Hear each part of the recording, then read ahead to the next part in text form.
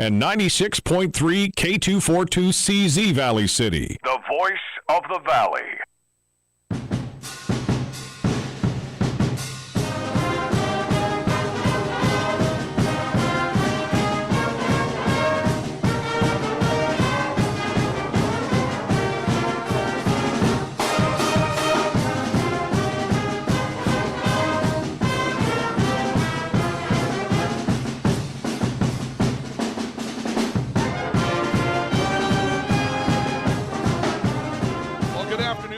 Gentlemen, I guess technically it's not afternoon quite yet. We've got an afternoon kickoff today here at Locken Stadium and Dakota Bank Field, but it's still morning for the pregame show today. I guess we'll call it our own version of Big Noon today. Welcome to Viking football on the Voice of the Vikings, the Voice of the Valley, KOVC, online at newsdakota.com and also at the VCSU Athletics YouTube channel. Ryan Cunningham with you here today. Ellie Tombarge is our videographer to get things started today as the Vikings take on Rocky Mountain College and the Battling Bears in the first game of the division schedule. That's right, the games that have been played up till this point, they matter, but at the same time, they don't matter as much as perhaps you would think they would at this point in the year, because we've already made the halfway point. We'll be halfway home after this one today.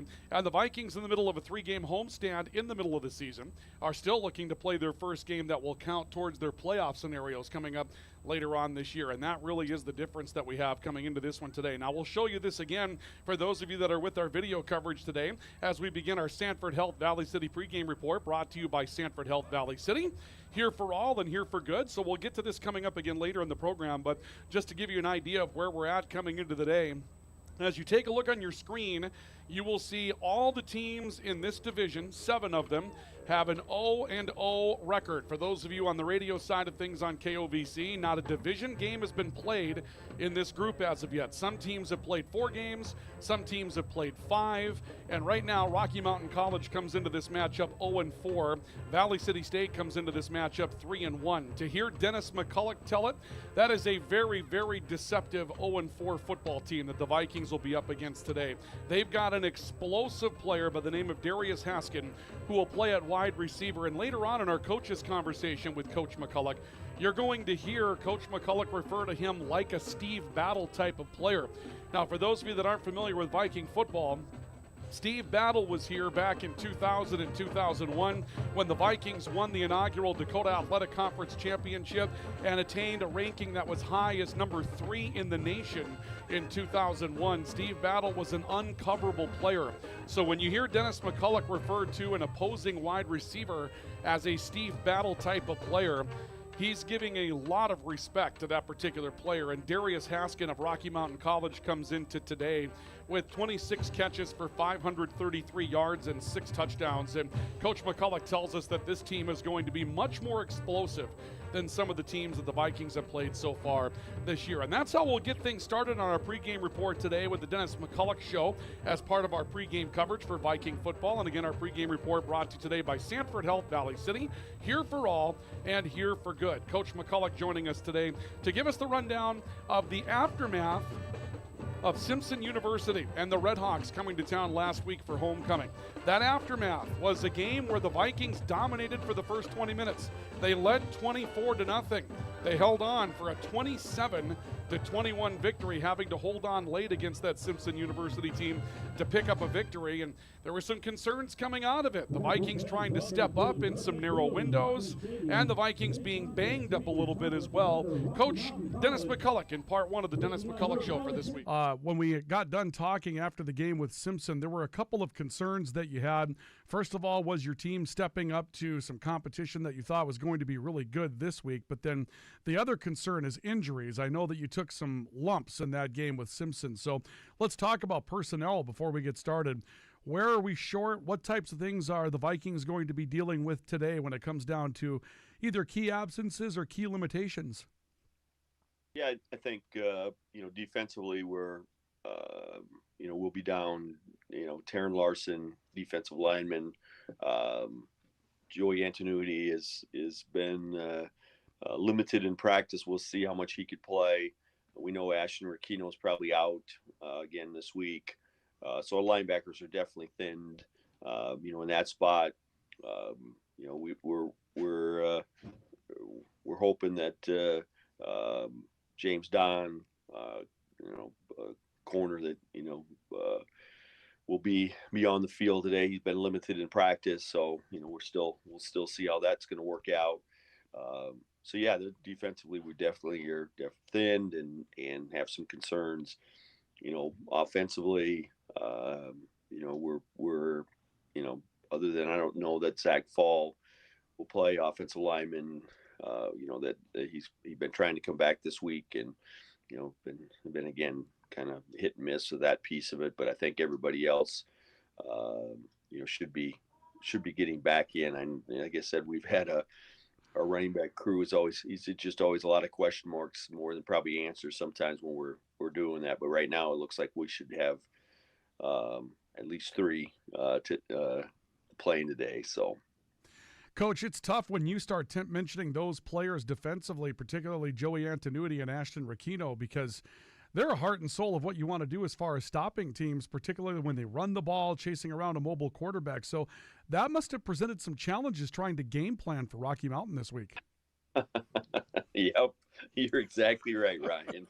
You could be a coach, because that's not a lot of fun when your best guys are being limited, and so it is. It's just it's a little frustrating on our end, but there's nothing we can do about it. We got to figure it out, and we did. We're just trying to move some pieces around and rely on some other guys that we have to try to get in the game, and hopefully can put it together. That put a good defense together that we can figure to slow them down. So. Yeah, it is. It's like I don't care what team you are. When you take your best couple kids off and say, hey, how are you going to handle this? It can be a little frustrating. So, but I feel good about where our group is at. We are at that point now where a loss at some spot, where it's it's going to change dramatically how we are and what we'll look like. So, but. As of today, we got a good group and put together. I think Coach Warner and our defensive staff has done a good job of piecing together what we feel will be a good defense and be competitive. So, Coach, how about on the offensive side of things? When we got done talking after the Simpson matchup, you had mentioned there were some near misses for your team on the field. I mean, it could have been a much larger score, more explosive than it was, and you want it to be. When you went back through it this week, was there anything in particular that the Vikings were missing on last week, or was it just simply a couple of guys trying to make a little bit better play in order to have that more explosive factor? Yeah, I mean, we we have some things that I think we can see offensively that are there, and we're mishit them, didn't get a protection right at some point in time, got a little extra pressure, weren't able to stay in the pocket. There are some, and we weren't, we came in the game again with Divine. We're hoping he'd be 100%. He wasn't, so he didn't, he played a little bit, but not a lot.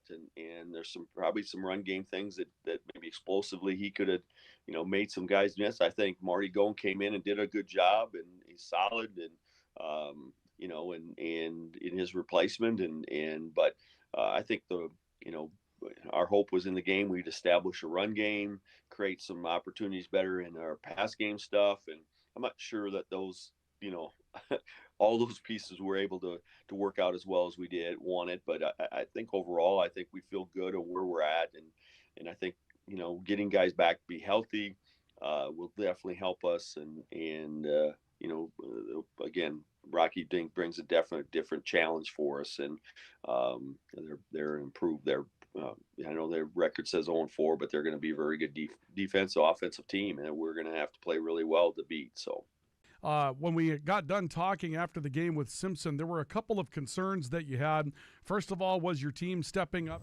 Dennis McCulloch, part one of our coaches conversation that we have for today here on Viking football. And one note that we can add to that when it comes down to the injury situation that's worth talking about, an update as far as the starting lineup for Valley City State came out this week, and the Vikings are going to be down, at least for now, one key defensive player. Ashton Rakino, the middle linebacker who was here 2 years ago, and then transferred out for a year to the University of Hawaii and came back to Valley City State. They were very excited to have Ashton Rakino come back, and he had definitely done the job for the first few weeks at that middle linebacker spot. He took an injury last week, which was part of the reason why Simpson University had some success moving the football.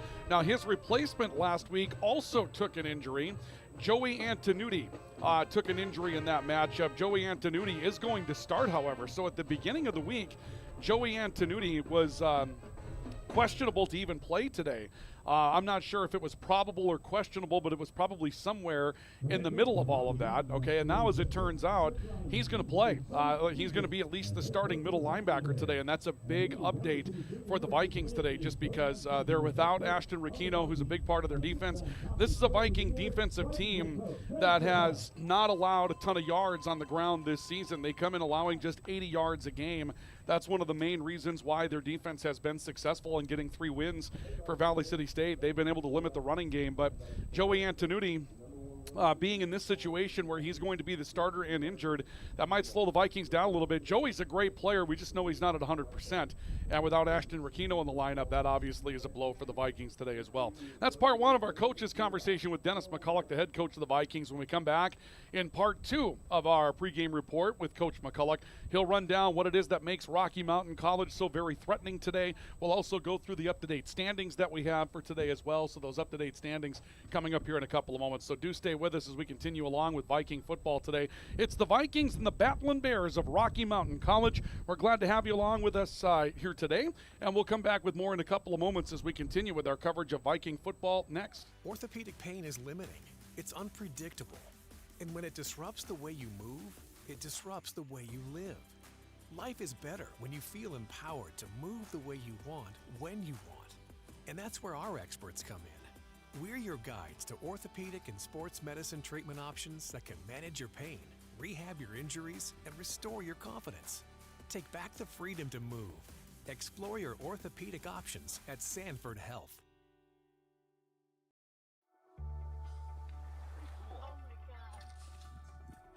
We aren't meant to be still. And while you determine the direction you'll go, we're just here to help you along the way. So go. Go with experience.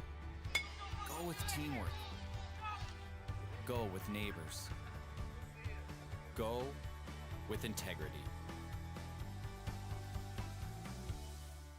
When you're craving the taste of juicy, flavorful, locally sourced beef and pork, look no further than your locally owned Valley Meat Supply. At Valley Meat Supply, we take pride in bringing you the finest cuts of beef and pork straight from local producers. So whether you're planning a mouth-watering barbecue or a cozy family meal, choose Valley Meat Supply for the highest quality, locally grown beef, pork, and award-winning jerky, sticks, and sausage. Valley Meat Supply, West Main, Valley City. Your taste buds will thank you. Lever's Foods, best quality, best price. Lever's Foods, best service, they're nice. Lever's Foods, they make everything right. This week at Lever's Foods, shop the Our Family stock-up sale and save on Our Family corn or green beans, 2 for $1. Our Family brown or powdered sugar, 2 for $4. Our Family butter, $3.49. Halos mandarins, 2-pound bag, just $2.99 each. And all natural bone and pork shoulder, only $2.29 a pound. Delivery is available by calling 845-1732. Lever's Foods, Valley City. Welcome back to our coverage of Viking football this afternoon from Lock-In Stadium and Dakota Bank Field in Valley City. It's the Vikings today and the Battlin' Bears of Rocky Mountain College as we continue with our pregame report today. Our pregame show brought to you today by Sanford Health Valley City. Here for all and here for good. We have a beautiful sunny day today. It's going to be another day that's in the 80s before this thing wraps up here and we turn into fall. Next week when the Vikings are at home for their 3rd consecutive home game against Mayville State, we're going to be feeling a whole lot different about this one.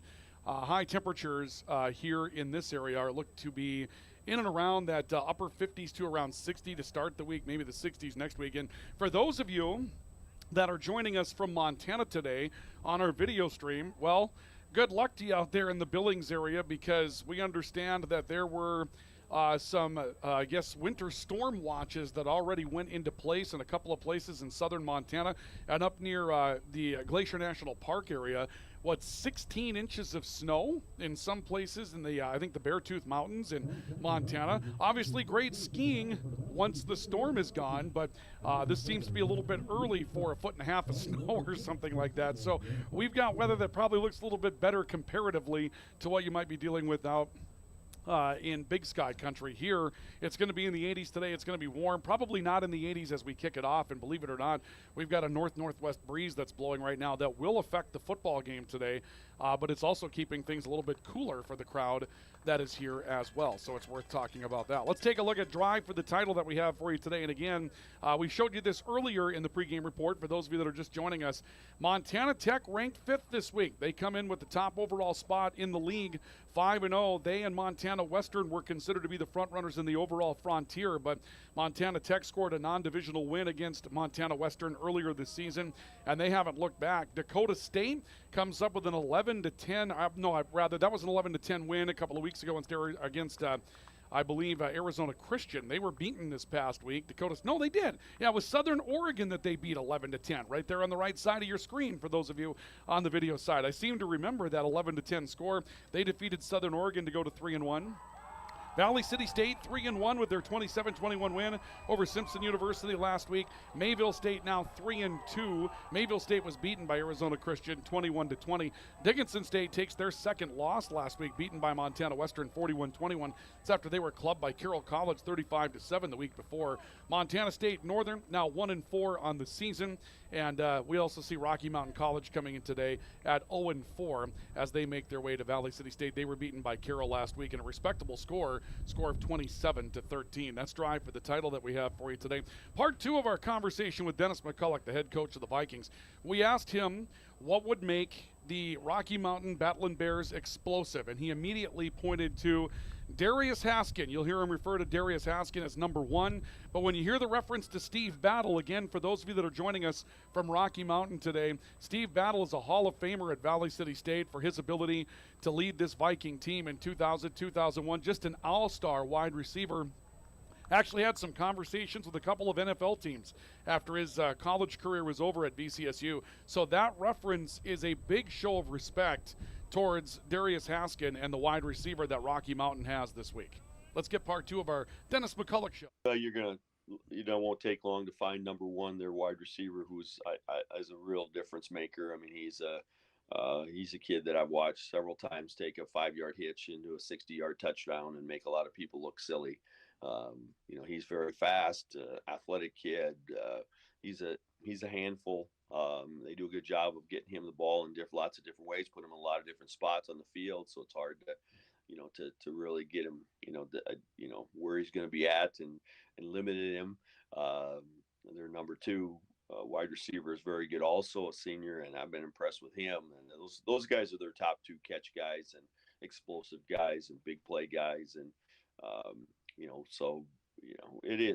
it's a little bit of like how you're going to defend them and how you're going to try to slow that pass game down, and then also manage the run. And that will be the challenge, and we'll see how well we can do it and balance it out. So, you just got to decide on how you limit some of those plays and those explosive plays, and to slow them down a little bit offensively. So that'll be the challenge for us. And like I said, they're a very good defense too. They'll the things that they're bringing up front, and they match up well. And I think they've done a really good job against, when you look at the teams they play, they've taken really four top teams, when the highest ranked teams in our Frontier Conference they've played all 4 of them and played them really well in competitive games. So we know, like I said, they're a quality football team and going to give us some challenges.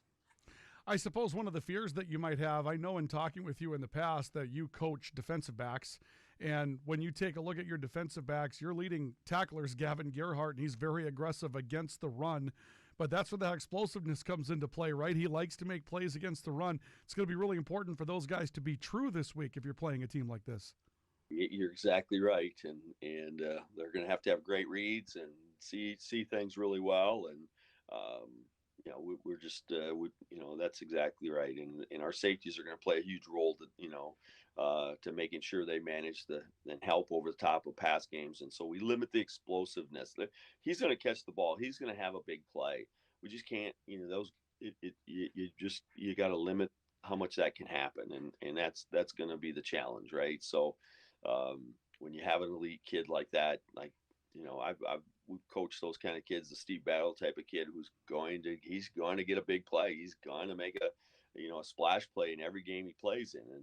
But if you can limit some of that piece to one or two, you're going to have a chance. You give ourselves a chance to stay in the game, and that's going to be the challenge. So, but those safety will have to play a big role in eliminating some of those pieces for us. And then let's wrap up with this, Coach. This is the beginning of conference. I shouldn't say conference play, but the beginning of divisional play within the conference. These matter now. So this is your entire path to the playoffs is through these next games. And sometimes things amp up a little bit. You've been around the guys during practice. They know that these last 4 games, it's not like they didn't matter, but there was maybe a little margin for error there, and that's a lot slimmer now. Do you feel like that has taken hold on your team this week? And do you feel a little something different in practice this week? Yeah, absolutely. I mean, as we have 6 games, and now these six games are what's going to matter into any opportunity for us to make a playoff or win a conference championship. And so it's extremely important for us, and we understand. I mean, like I said, our kids are smart guys. You turn on the film, and it doesn't take you long to see the quality of your opponent. So no matter what their record is, we can see that. And so we won't, you want to see yourselves. I have somebody else asked me about, you're 3-1. You guys are really good. I said, well, this is going to be the test, right? This weekend's you're going to see, can we compete in the Frontier Conference and be one of the better teams in the conference? And that's going to be what's going to show out on Saturday. And because it's not going to be we're not going to be talking about who should be this or that. It's going to get proven on Saturday. And our guys are excited about being tested and where we're at. And we know what lies on it. And for us to be, it's like I said, only 6 games left, and you can't miss very often to say you still have a chance to be a part of to win it or go to playoffs. So we know what's on the line. And when we talk about the playoffs that we're talking about here today, I mean, that is the real advantage of being in the Frontier Conference for Valley City State and having a conference home. The advantage is the ability to go to the playoffs without some convoluted process of being ranked, and having the NEIA and the Frontier Conference as a part of establishing a more clear playoff path for a lot of teams that were out there, rather than going through an association of independent institutions like has been done in the past or that type of thing. But then the trade-off is you're in a very, very well-seasoned, graduated NEIA conference in the Frontier. And that's the way this thing goes. We're having the coin toss right now. Valley City State's won the toss. They've chosen to defer. And the Vikings are going to defend and go with the wind here in the opening half when they've got the football. Let's take a look at our starting lineups for today's matchup as we conclude our Sanford Health Valley City pregame report that we have for you today. Brought to you by Sanford Health Valley City, here for all and here for good. For Rocky Mountain College, the visitors today, the center is Alex Hernandez. The guards are Dylan Post and Ivan Olivas, my apologies. And the tackles are Derek Staples and Mikhail Perry. The wide receivers, Darius Haskin, Eric Lira, and Bergen Missy. The tight end is Tyson Hunt. The running backs, Tuff Adams, Trent Nobach, or Stockton Oxaret will go at the quarterback position. We'll wait to see. Defensively, they're in an even front like the Vikings. We don't see a lot of even against us, but it'll be even. And the interior is Tim Gray and Dakota Sage. The exterior on the line is John Aragon and Jabari Madison. The linebackers, Sean Tutty, Cade Reynolds, and Mason Browning, their most active defensive player. The corners are Jonathan Grins and Trey Smith, and the safeties are Samar Turner and Landon Quesnell. That's the starting lineup for Rocky Mountain. For Valley City State, the center's Taylor Jones. The guards are Adam Attaboy and Tommy Cox, and the tackles are Landon Johansson and Anta Borden Sofan Sakelrot. The wide receivers are Jake Deutsch, Dominic Sotomayor, and Xavier Westbrook. The tight ends, Trent Finney. The running backs, Divine Pearson. Joey Cave is the quarterback. Defensively, also even, DeQuez Chapman and Savili Hypo Castillo-Lavau are the tackles. The ends are Dorian Sandus and Mosiah Rogers-Tabau. The linebackers are Malachi Malachi Torres, Joey Antonucci, and Aiden Russell. The corners are James Don and Khalil Toney. Gavin Gerhardt and Caleb Torque are the safeties. The Vikings will kick with the wind to get things started. Walker Brondos, a freshman, will tee it up for Valley City State in their Cardinal today. The Battling Bears are in white, and the kick is away to get this one started. It'll be taken around the 1-yard line on the kickoff return, and this is Darius Haskett on the return. Reverses his field from left to right, then is surrounded as he got to the 15 and driven down there. It'll be 1st and 10 for Rocky Mountain at the 15-yard line. So we'll see the Battling Bears with a football, 1st down and 10 at the 15-yard line today. And it'll be a cloudy sky that we've got and a very gusty wind that we have going on here today as well. I mean, that wind is going to be a factor. So what Rocky Mountain is up against to start the football game is rather impressive. 1st down and 10 for Rocky Mountain, and it'll be at the 15-yard line. Trent Nobach is waiting behind the line of scrimmage for a pistol snap. He'll turn and give it away. And a running back in the game, that's a new one for Rocky Mountain. Brock Ping, not new, just not the starter, will make his way out of bounds across the 25 to the 28-yard line. Be a pickup of 13 yards for Brock Ping. 32 carries for 188 yards this season for Ping coming in. He's got a touchdown. Tuff Adams is listed as the starter, but we figured we would see Brock Ping at some point in the game, and we do right away on just a zone blocking scheme, stretch play to the right. And Rocky Mountain picks it up to the 28-yard line. So 1st and 10 for the Battling Bears at their own 28. Tyson Hunt will jump motion from left to right. The Vikings twist their defense against it. Nobach takes the snap, again giving to Ping. This time corralled and stuffed behind the line of scrimmage for a loss of a yard. Tequez Chapman comes up with a stop for his first tackle today. Chapman, 10 tackles on the season. This Viking defense isn't necessarily built against the run for the defensive tackles to be the main stoppers. It's built more so for the linebackers to fill roles, and Tequez Chapman has done a nice job of that this year. And the Vikings immediately go to a 3 technique on their defensive line. They have 6 defensive backs in on this play on 2nd down 11. 4 receivers for Nobach. He's pressured, the ball came out. It's on the field loose. It's scooped up by Mosiah Rogers-Tavau. Touchdown, Valley City State. It's a scoop score for Mosiah Rogers-Tavau as they knock the ball loose from Trent Nobach and go in for a score. And the Vikings take a 6-0 lead. Aiden Russell, however, is injured on the play for the Vikings. And again, it's a linebacker for Valley City State where they are very thin right now. And Russell finds himself on the field injured on the play.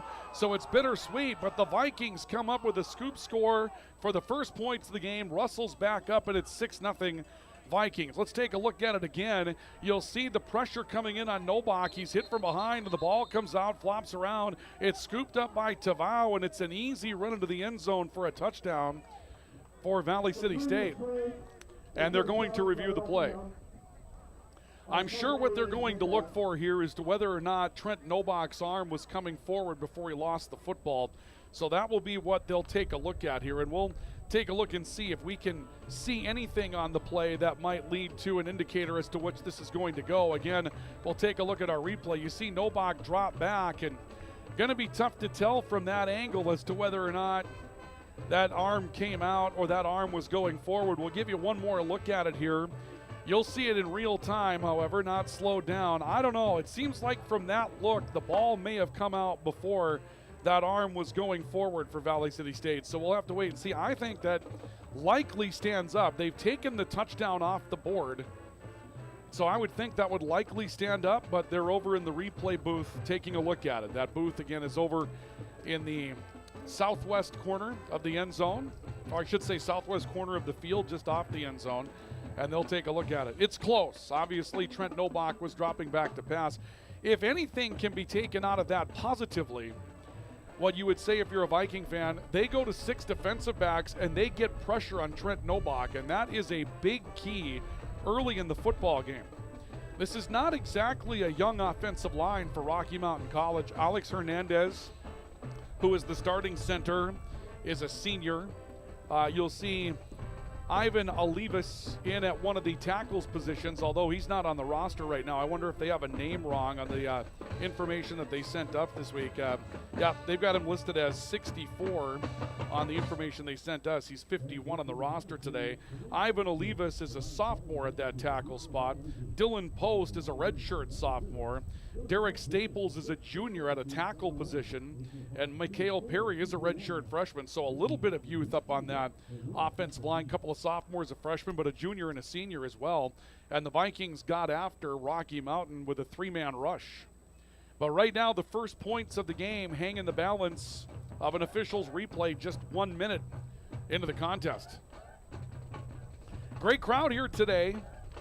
Obviously homecoming last week, and it's kind of warm to come out for a football game today, but I think the wind is doing a nice job of being an inviting atmosphere for the Vikings here. And the replay continues. Well, while they're at it, let's go ahead and pause 10 seconds for station identification on the radio side. This is Viking football on the voice of the Vikings and the voice of the Valley. This is 1490 KOVC AM Valley City and 96.3 K242 CZ Valley City. The voice of the Valley. Awaiting a replay of a scoop score for Mosiah Rogers Tavau. Tavau, of course, had a big interception last week against Simpson University. And now waiting to see if a ball stripped from Trent Nobach's hand by a Viking pass rush that led to a ball on the ground picked up by Mosiah Rogers Tavau will end up being a touchdown for Valley City State while they take a look at it. Again, one more look at the play. You see the shotgun snap to Nobach, and the strip came right up the middle of the football field, and Tavau picks it up. It would be a 22-yard scoop score for a touchdown if it holds, and the officials have taken a look at it. And right now, Rocky Mountain is celebrating as if this is going to be overturned.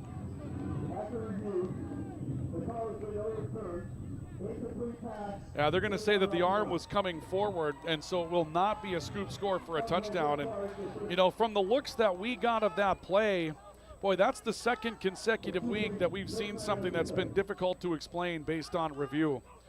I'm not sure if there's enough there to really say, I mean, yeah, wow, that ball came out. I don't know. That's a tough result on the replay. Last week it was a targeting call. This week it's that. And they've got replay. I believe that's an aggressive overturn. I'm not going to say that it's not a good overturn, but that certainly is an aggressive overturn. And I thought we had one last week when they waved off the targeting call against Simpson as well. So it'll be 3rd down and 11 for Rocky Mountain after the replay. 3 receivers go left for Trent Nobach, who's out of the pistol. 3rd and 11 for Rocky Mountain from just shy of their own 28-yard line. Nobach stepping up in a clean pocket this time, looking for Haskin downfield, and Haskin jumping catch that's made ahead of the Viking 40 and down to the 35-yard line. Now you can see why the Vikings were fearing Darius Haskin. They just air it out for a player that can go up and make a jump ball catch and flip the field, and that's against the northwest breeze. Trent Nobach just put it in Haskin's vicinity, and vicinity's able to go up and make the play. And it's 1st down and 10 for Rocky Mountain at the Viking 37-yard line officially. We see Nobach out of the shotgun. 3 receivers this time to his right. He'll give it away to Brock Ping. Ping stacked up at the point of attack. Mosiah Rogers Tavau trying to strip the ball loose after wrapping up Ping. Ping will get to the 36 for a gain of maybe a yard. Tavau coming up with part of the stop. And this will be a 2nd down and 9 coming up here for Rocky Mountain. So 2nd down and 9 coming up here for the Battling Bears. 2nd down and 9 for Rocky Mountain. Pair of receivers coming to the right side. Another pistol formation. Brock Ping standing behind the quarterback Nobach. Nobach rolling right side, throws over the middle, and it's picked off. Intercepted by the Vikings. This one taken away by Valley City State's Caleb Tork in the secondary, and there's nothing to review this time. Well, there is one thing to review. It's Fafo Lafano. It's number 6, not number 5, that comes up with the takeaway.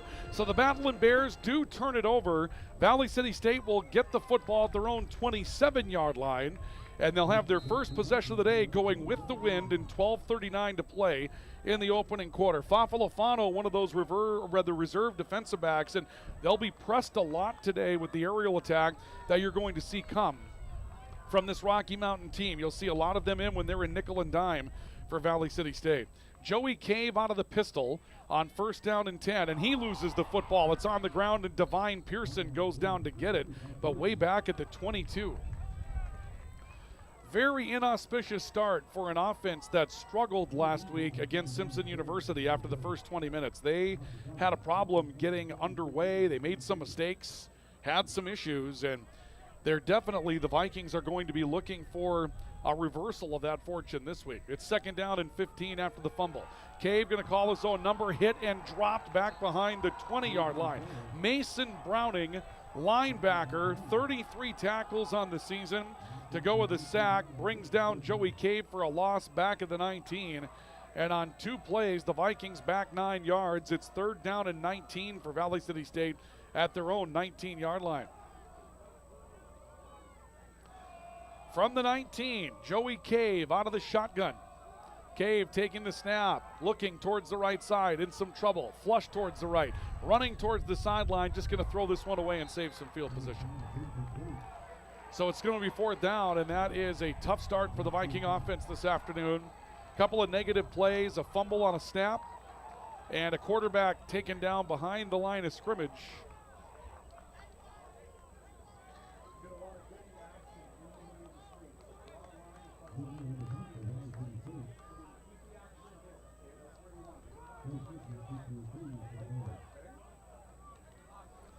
So here comes 4th down for Valley City State back at the 19-yard line. 4th down and 19. And Jim Miller, who is a backup linebacker this week, is going to punt the football for Valley City State. Kick is away, got a beautiful burst of wind to go with it, and this will force Trey Smith all the way back to his own 40 to reel in the ball, and he'll be down inside the 40 at around the 36-yard line. So the Battling Bears will get the football back at their own 37 officially. 1st down and 10. Welcome to Viking football this afternoon. I'm not sure if they're ruling a media stoppage here. They may be doing that. We may have a media timeout on the field, so we'll take one as well. Media stoppage with 11:26 to play here in the opening quarter of football. The Vikings and Battling Bears, no score from Valley City State in Valley City, North Dakota. We continue with more next on Viking football. Are you on the right financial path? Are all your financial professionals on the same page? At LaRue Laco Financial, you can be assured that your investment professional and tax professional are working together. Call Ryan LaRue or Chase Carpenter at 701-845-6938.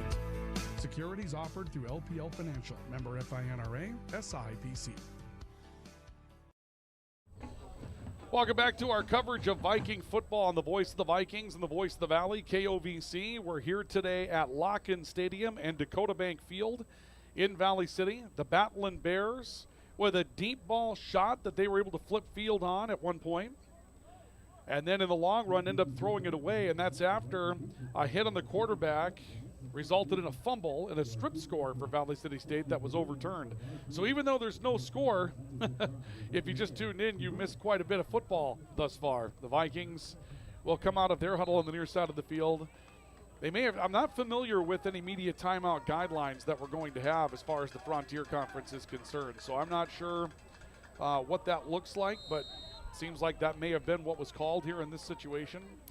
Usually, you might know that they're going to do that, but nonetheless, Trent Nobach out of the shotgun on 1st down and 10. He'll give it away near side. Ping trying to turn the corner on a stretch play. He's tripped up and behind the 40, down at about the 39, gain of 3.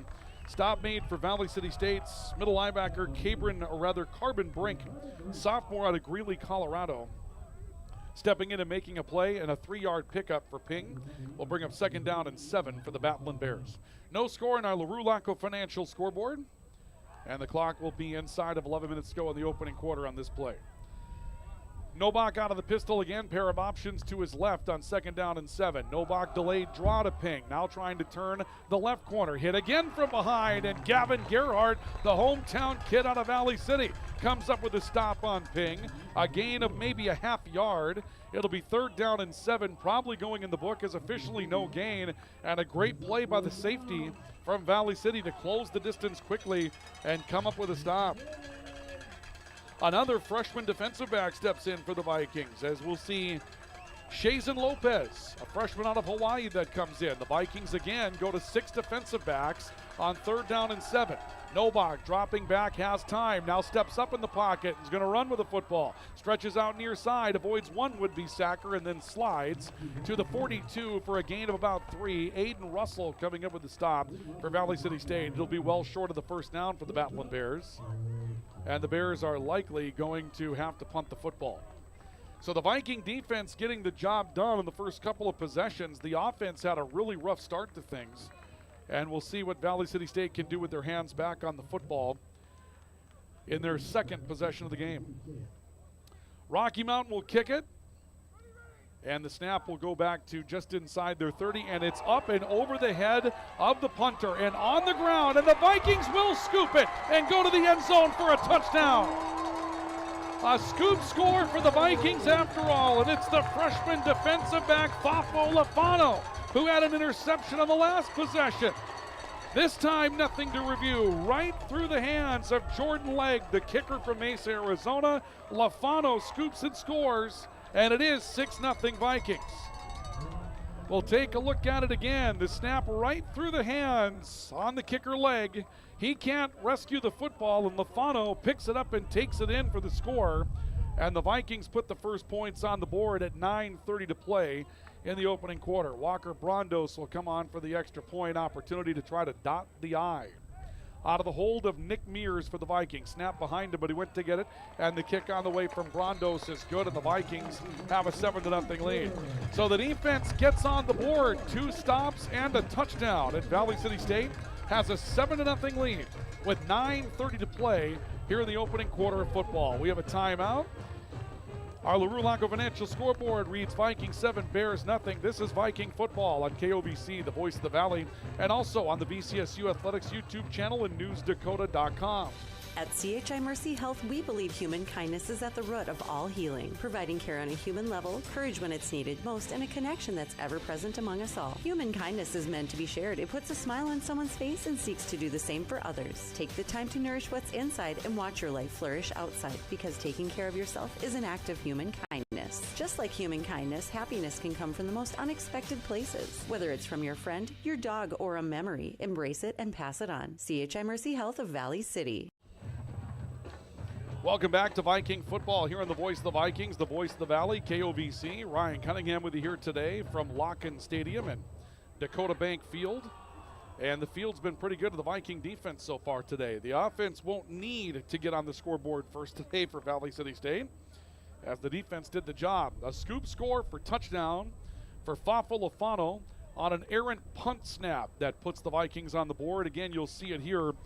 The punter Legg looking to pick up the football and tries to rescue the ball, and it's picked up. It'll be a 16-yard fumble return for Fafo Lafano, freshman defensive back out of Hawaii. And nothing's going to make Dennis McCulloch, the head coach of the Vikings, smile more than watching a freshman defensive back come up with points. He is the defensive backs coach when they take on the defense. He retains, obviously, the head coaching responsibilities, but when it's week to week, he's coaching up the D-backs. And his guys end up getting the first points of the game today. As far as the summary is concerned, the Vikings have done a fairly good job of limiting the running game of the Battling Bears. They had one good stretch play to start the game today. They've tried that a couple of times. The Vikings have caught up to it. One huge play down the field for Darius Haskin, that flip field for a completion of about 60 yards. We'll get the official distance on that. They've got Darius Haskin for just 36 yards. I might have over-embellished on that. My apologies. And Haskin will return the kickoff from the 2-yard line for the Battling Bears, and he's got one man to beat down the sideline, and no one is catching him. 98-yard kickoff return for touchdown, and the Battling Bears are on the board on special teams. You heard Dennis McCulloch refer to Darius Haskin as a Steve Battle type of player, and that's exactly why. He was untouched on the kickoff return for touchdown. Picks it up and is just absolutely gone. And the Battling Bears a kick away from tying the football game. So they're on for the extra point to try to tie things up here in the opening quarter, and we've had a whole lot go on, and we've played only 5 minutes and 40 seconds of football this afternoon. It has been an extremely long opening stanza of football, if you will. And the kick on its way, and that one looks like it is good, and it is. The kicker is Austin Drake, a senior from Hamilton, Montana. He ties the ball game, and the Viking offense will, in fact, come on the field. Tie game. 7 apiece, 98-yard kickoff return for touchdown for Darius Haskin, who's having a big day here in Valley City today, and that ties the game. We have a timeout on the field. LaRue Laco Financial scoreboard reads Bears 7, Vikings 7. This is our coverage of Viking football on the VCSU Athletics YouTube channel and at newsdakota.com, and the voice of the Vikings, the voice of the Valley, KOVC. When your team, school, or business needs custom apparel or promotional products, Rambo is here to help. With over 40 years of industry-leading experience, state-of-the-art machines, and dedicated employees, we have the tools and facility to handle any job. With online ordering solutions for sports teams and businesses alike, you can count on us to get the job done correctly and on time. To get your next project started, contact Matt or visit us online at rambo.com.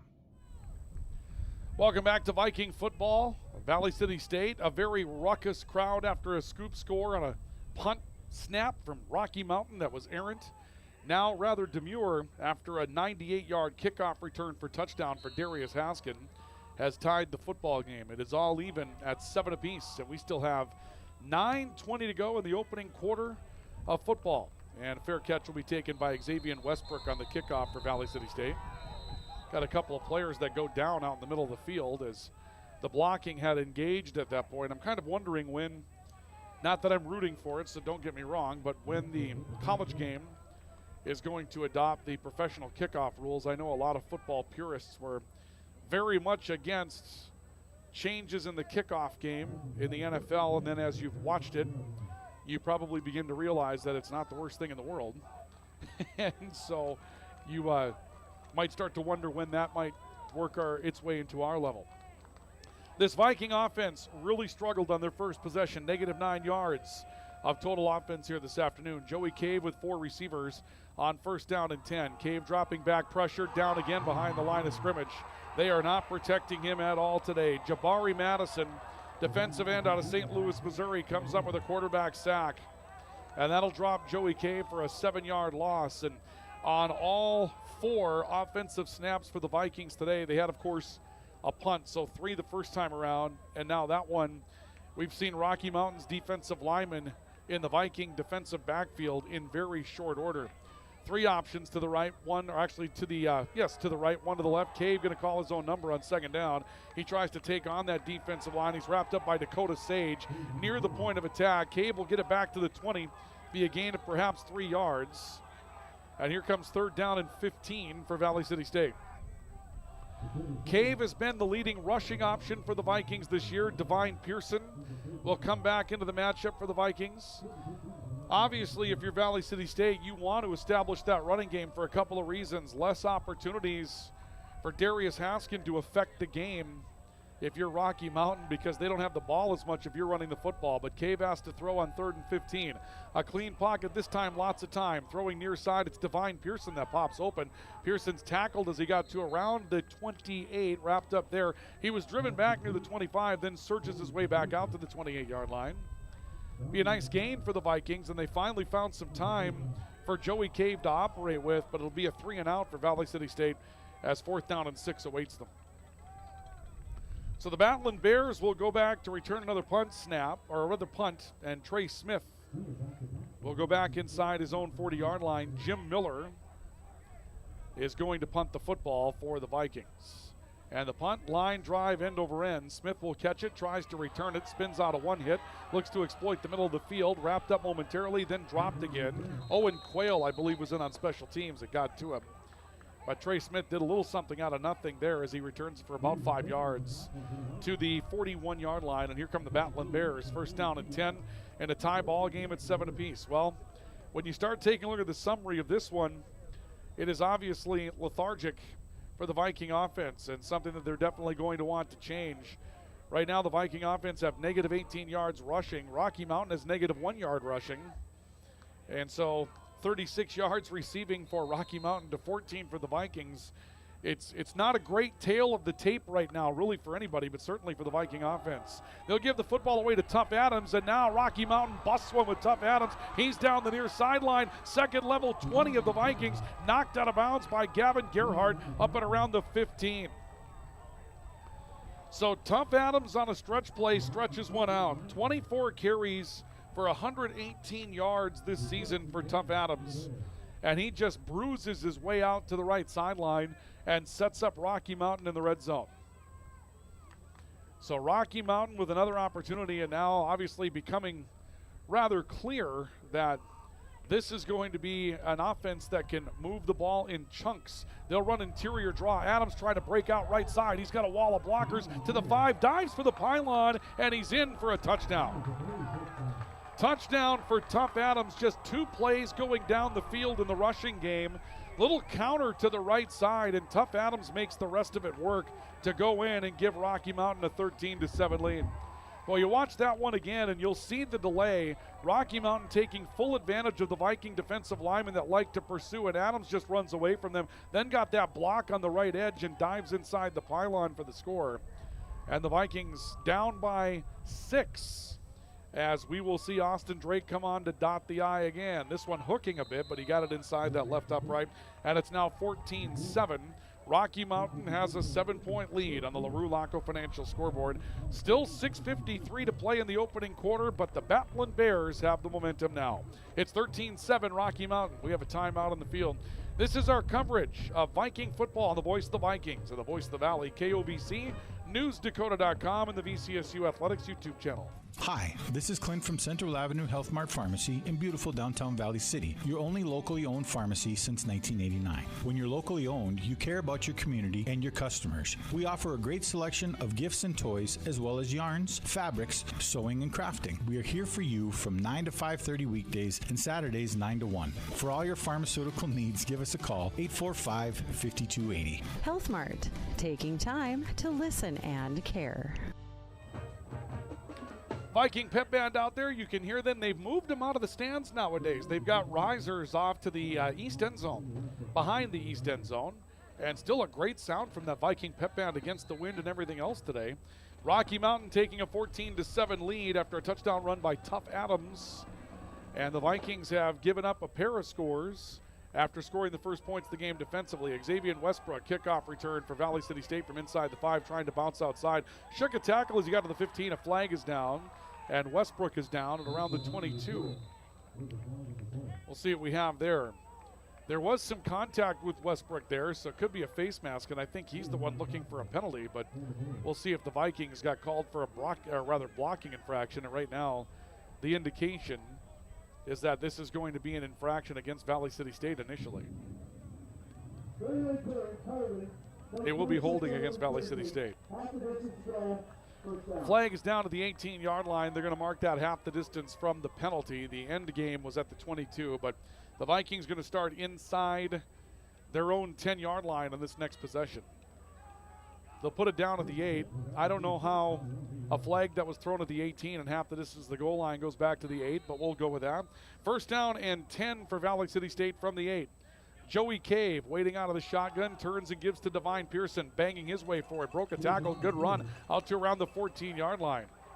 Gain of around 6 on the play for Divine Pearson, who hasn't been really 100% all season long, but comes up with a nice run to get the offense started for the Vikings. Taryn Grooms, Dylan Danes, a safety, comes up with a stop, and Dylan Danes is a reserve safety, but is their second leading tackler this year. Rocky Mountain has 30 tackles out of Dylan Danes this season in at a safety spot. Right now they're in cover 1, for Rocky Mountain, just one deep safety on second down. Divine Pearson trying to bounce, got a block, turns it upfield, and is able to drive his way forward back to around the 20-yard line.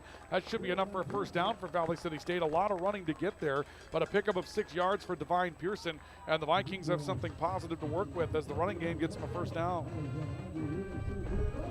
Boy, the Vikings needed that. It had been a really, really rough start offensively in the game. And for Divine Pearson to come out and kind of make it happen himself, a lot of physical running through some contact.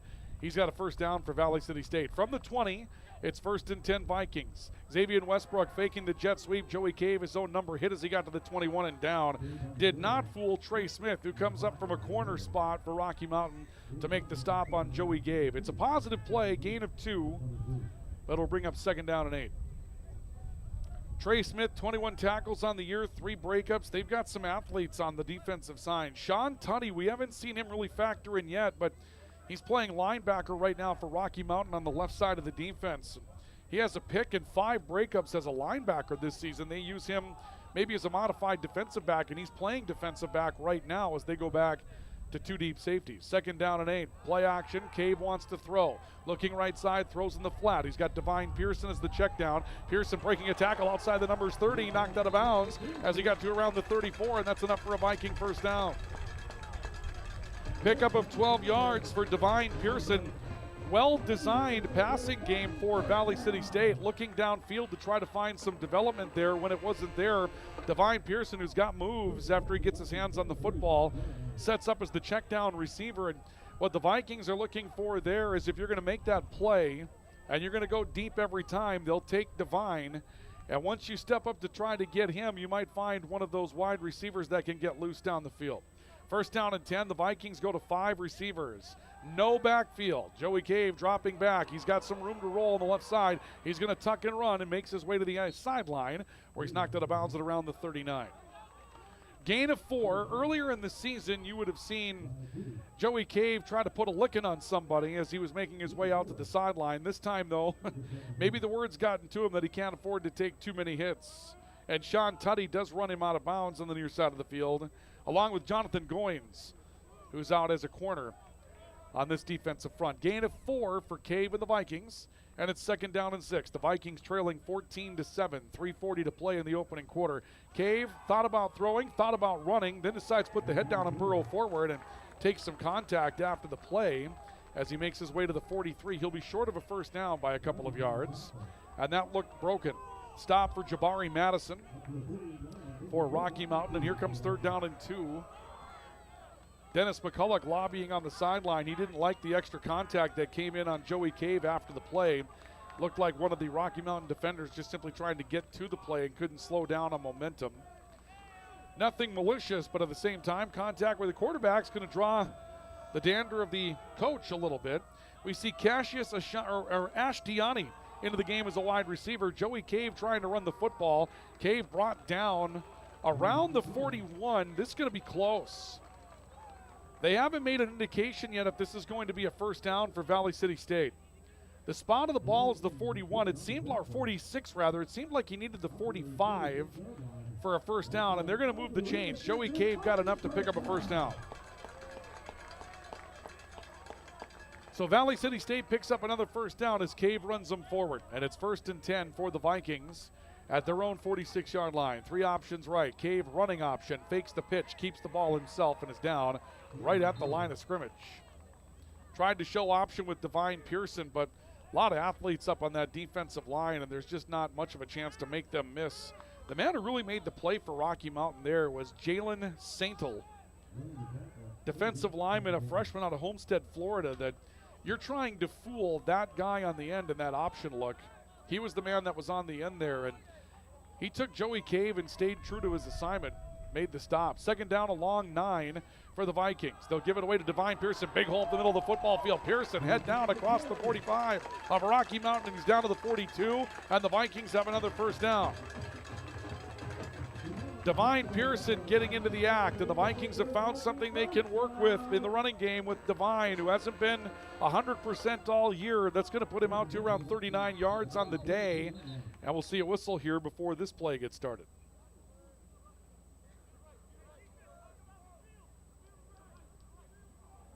They're going to spot the football just a little bit differently, shy of the Rocky Mountain 42-yard line. So here we go. First down and 10 for Valley City State at the 42 of Rocky Mountain. 4 receivers for the Vikings. Joey Cave, little delayed quarterback draw, and again, nowhere to go. He's wrapped up by Dakota Sage right on the line, brings him down for maybe a half-yard pickup. But no place for Joey Cave to really go with the ball. The defensive line has been pretty good at shedding some blocks today. Rocky Mountain has been taken on by the Viking offensive line, and that D-line active early, getting in the backfield, and it's really hard to sustain blocks against them at this point as well. My apologies, by the way. I had given some Divine Pearson yardage in the running game that was in the receiving game. 19 yards on the ground, 27 through the air now for Divine. Second down, Cave looks off a defender, now scrambles right side, outside the corner, ahead of the 35, down to the 34 of the Bears. Pickup of 7 for Divine Pearson, and it's going to be 3rd down and 2 for Valley City State. And we see another whistle. Looks like the Vikings might have an equipment issue with Tommy Cox, or maybe just injured. Tommy Cox coming off the field, and he's going to take a seat and get some maintenance from the training staff. Now the Vikings changing out a handful of personnel. They're asking for a play clock reset, and they get that running as we're inside of 20 seconds to go here in the opening quarter. The Vikings take a look at the scoreboard.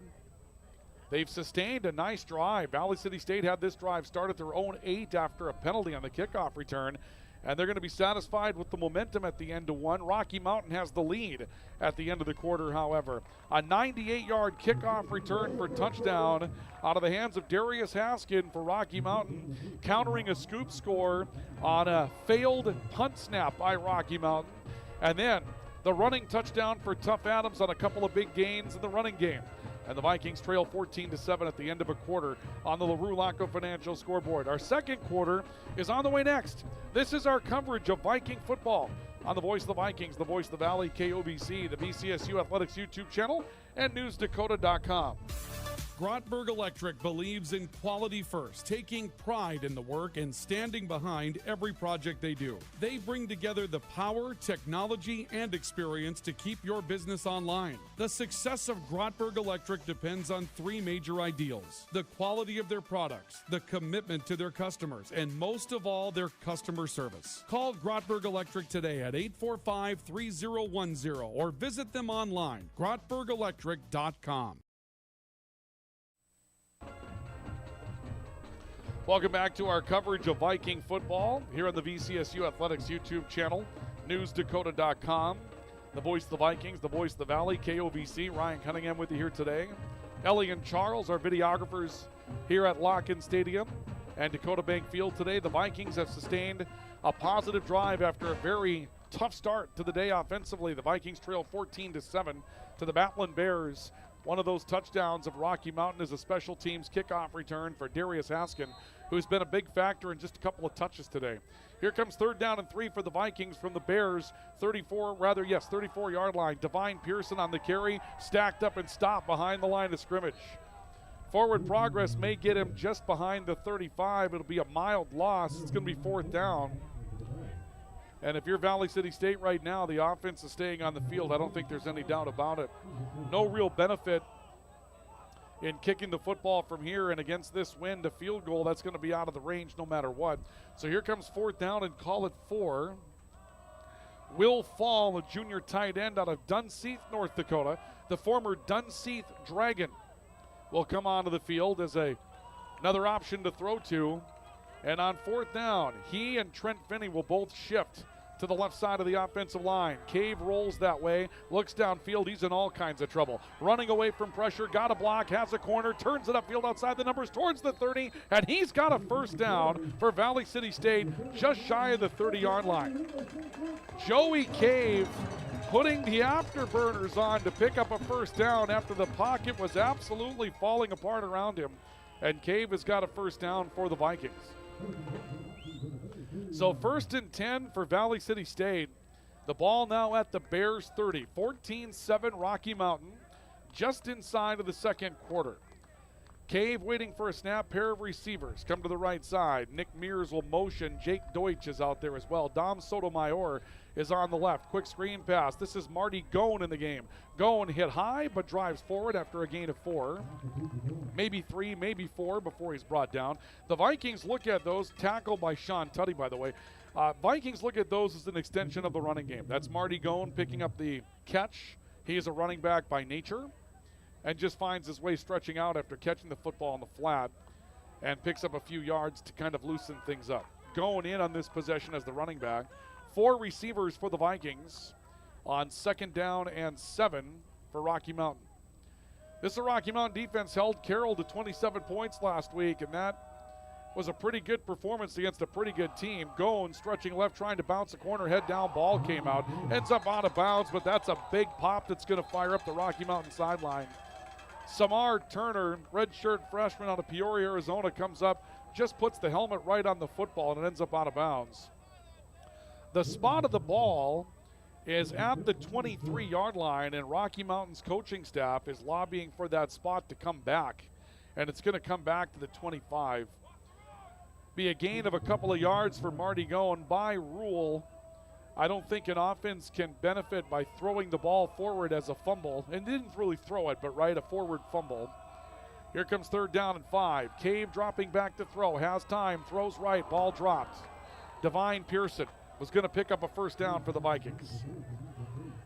Joey Cave may have underthrown the ball a little bit, but Divine Pearson didn't have anybody around him. That was the textbook look the Vikings were looking for to extend the drive. So here comes 4th down. From this range, the 25-yard line, 42-yard field goal against a breeze that has relented a little bit since the start of the game. It's worth the thought, but I don't think the thought took long. 4th and 5. The Vikings are going to stay on the field. 4 receivers. Cave going to take a shotgun snap with Divine Pearson to his right. Vikings have to protect here. Cave's got good protection. Throws over the middle. Pass caught. 1st down. Inside the 15 to the 12. It's Jake Deutsch. The Central Cass Squirrel stepping up and making another big play for Valley City State. 13-yard pickup. And the Vikings have a 1st and 10 at the Rocky Mountain 12-yard line. Just inside of 12 minutes to play opening half. Valley City State down by 7 to Rocky Mountain, 14-7. Looking to strike back. The offense on the field for a drive that started at the 8-yard line. Pair of receivers left. Jake Deutsch covered one-on-one right side of the field. They'll motion, and it's a play-action jet sweep taken by Joey Cave, putting moves on the left, and the quarterback will scamper his way down to the 9. Gain of 3 for Joey Cave and the Vikings, and it will be 2nd down and 7. Good flow out to that side of the field again. Jabari Madison, he's been involved in a lot of plays so far today for Rocky Mountain. That's what stands out about their defensive line. It's athletic. You've got some big dudes up there, but it is a very athletic defensive line. They defeat blocks quickly, and they can really spread to the edges. It's textbook against a running team. 2nd down and 7 for the Vikings. Cave again, designed quarterback jet sweep, not going far. Maybe found the 8. Kind of surged at the end of that play to try to stay on his feet and picked up a yard. So here comes 3rd down. If the Vikings were stopped here, I'm not sure if this would be a field goal spot for Valley City State. You would think definitely in where it needs to be, but this northwest breeze that we had said had let up a little bit has now picked up once again. 3rd and 6 for the Vikings. They can get a 1st down at the Rocky Mountain 3. Xavier Westbrook and Ashtiani on the left side of the field. Here's 3rd down and 6 for the Vikings. Cave with an empty backfield. Throwing slant. Jake Deutsch, touchdown, Valley City State. Jake Deutsch slanting over the middle. They had Deutsch open a couple of times last week against Simpson. They couldn't find him. They get him this time around, and the Vikings complete a 92-yard drive for a touchdown. You can tell from looking at that one that Joey Cave had Jake Deutsch in his mind start to finish. The quick slant over the middle, and there's Deutsch into the end zone for a touchdown. And the Vikings have the lead. Or rather, they have come back to within 1. 14-13, extra point kick on the way from Walker Brondos, trying to tie this game up. Snap down, the kick on its way. Brandos will punch it through, and this game is even as the Viking offense makes a statement. 92 yards to pay dirt for Valley City State. Couple of big conversions, late downs. We've got an even football game here again today at Locken Stadium at Dakota Bank Field as we have a timeout on the field. We'll take one as well here at Dakota Bank Field and Locken Stadium. The Vikings 14, the Bears 14. This is Viking football, the voice of the Vikings, voice of the Valley, KOVC. NewsDakota.com and the VCSU Athletics YouTube channel. Sanford Health of Valley City is dedicated to transforming your healthcare experience and providing access to world-class healthcare right here in America's heartland. We're committed to improving the human condition at every stage of life through exceptional care, spiritual enhancement, innovation, and discovery. Schedule your appointment today at Sanford Health of Valley City by calling 701-845-6000 or self-schedule online at mysanfordchart.org. Sanford Health, here for all, here for good. Welcome back to Viking football on the VCSU Athletics YouTube channel, and also tonight at NewsDakota.com and the voice of the Vikings, voice of the Valley, KOVC. I probably shouldn't say tonight. It's a bright, sunshiny day that we have here today, so I probably should not say tonight, but obviously coming out of game mode from last night, you obviously have tonight on your hands, right, all the way through. So you've got that. Hey, folks, I wanted to mention this as we get going today. The Frontier Conference would like to thank their corporate partners for their continued financial support. BSN Sports and Nike, Cooper Tire and Tire-Rama, the D.A. Davidson Companies, Irk Hotels, First Interstate Bank, Billings Clinic and Logan Health, McDonald's of Great Falls, Northwestern Energy, Pepsi and the Harrington Bottling Company, Snap Mobile, Winwan Technologies, and the Montana Army National Guard. Uncommon is calling. And don't forget to download the Frontier Conference app in partnership with Snap Mobile. The app is free to download. Just search for FC Sports in the App Store on Apple or Google Play on Android. So the Vikings march 92 yards to tie it up. We're at 14 apiece on the LaRue Laco Financial scoreboard. Now the Vikings will need a defensive stop after they were hurt badly by the running game for Rocky Mountain on the last possession. Rocky Mountain went back to Tough Adams, their starter, in the running game. And Tough Adams, big stretch play to the right, then a counter play to the right to get into the end zone. And knowing that you have to defend that running threat, that makes a guy like Darius Haskin, the breakout wide receiver, that much more dangerous for Rocky Mountain. 10:15 left of the opening half, and the kick is short towards the near side of the field. It's on the ground, and this will be covered up by Rocky Mountain's Taryn Grooms, freshman running back out of Sheridan, Wyoming. Makes a play, and a flag is down. The Vikings may have been offside. And if you're Rocky Mountain, I think you'd probably decline the penalty. Or are they going to enforce it? Let's see. There's two schools of thought on this one if they're going to enforce the penalty. And Rocky Mountain does. Right now they're acting as if the Vikings were offside. Yeah. Okay, so they're going to put it on from the end of the run. I was operating under the assumption you could make them kick again. If you're Rocky Mountain, you might want that option. The Vikings kick short for a couple of reasons here. You put it into empty space, gives you a chance to go try to get the ball back. But then beyond that, you're taking really their special teams out of play. And anytime that you can take Darius Haskin out of play, you're doing the job. But the flip side on that then is that if you're going to kick short, accept the penalty, make them kick again, and let it end up in empty space again. You just pick up some more yardage, right? Trent Novak out of the pistol on 1st down and 10. Novak will give it away to Tough Adams, looking for a hole up the middle, found one, cuts there, and drives ahead just shy of the 40-yard line before Gavin Gerhardt and Malachi Torres combine for the stop. Forward progress will have him at the 39. But that's a solid gain of 7 yards. It doesn't look like much off the snap, and then Tough Adams turns it into something special. 2nd down and call it 4, maybe just a gain of 6 and some change for Adams on that snap. 2nd down and 4. They'll motion a receiver across the formation from right to left. It's Tough Adams again, this time hit, trying to struggle through it. Shy of the 1st down, brought down at around the 43-yard line. And we got some whistles and a flag down on the secondary. There was some extra engagement after the play in the secondary. And we'll see if that is what was flagged. Maybe an offsetting penalty here for unnecessary roughness. Let's see what we got here.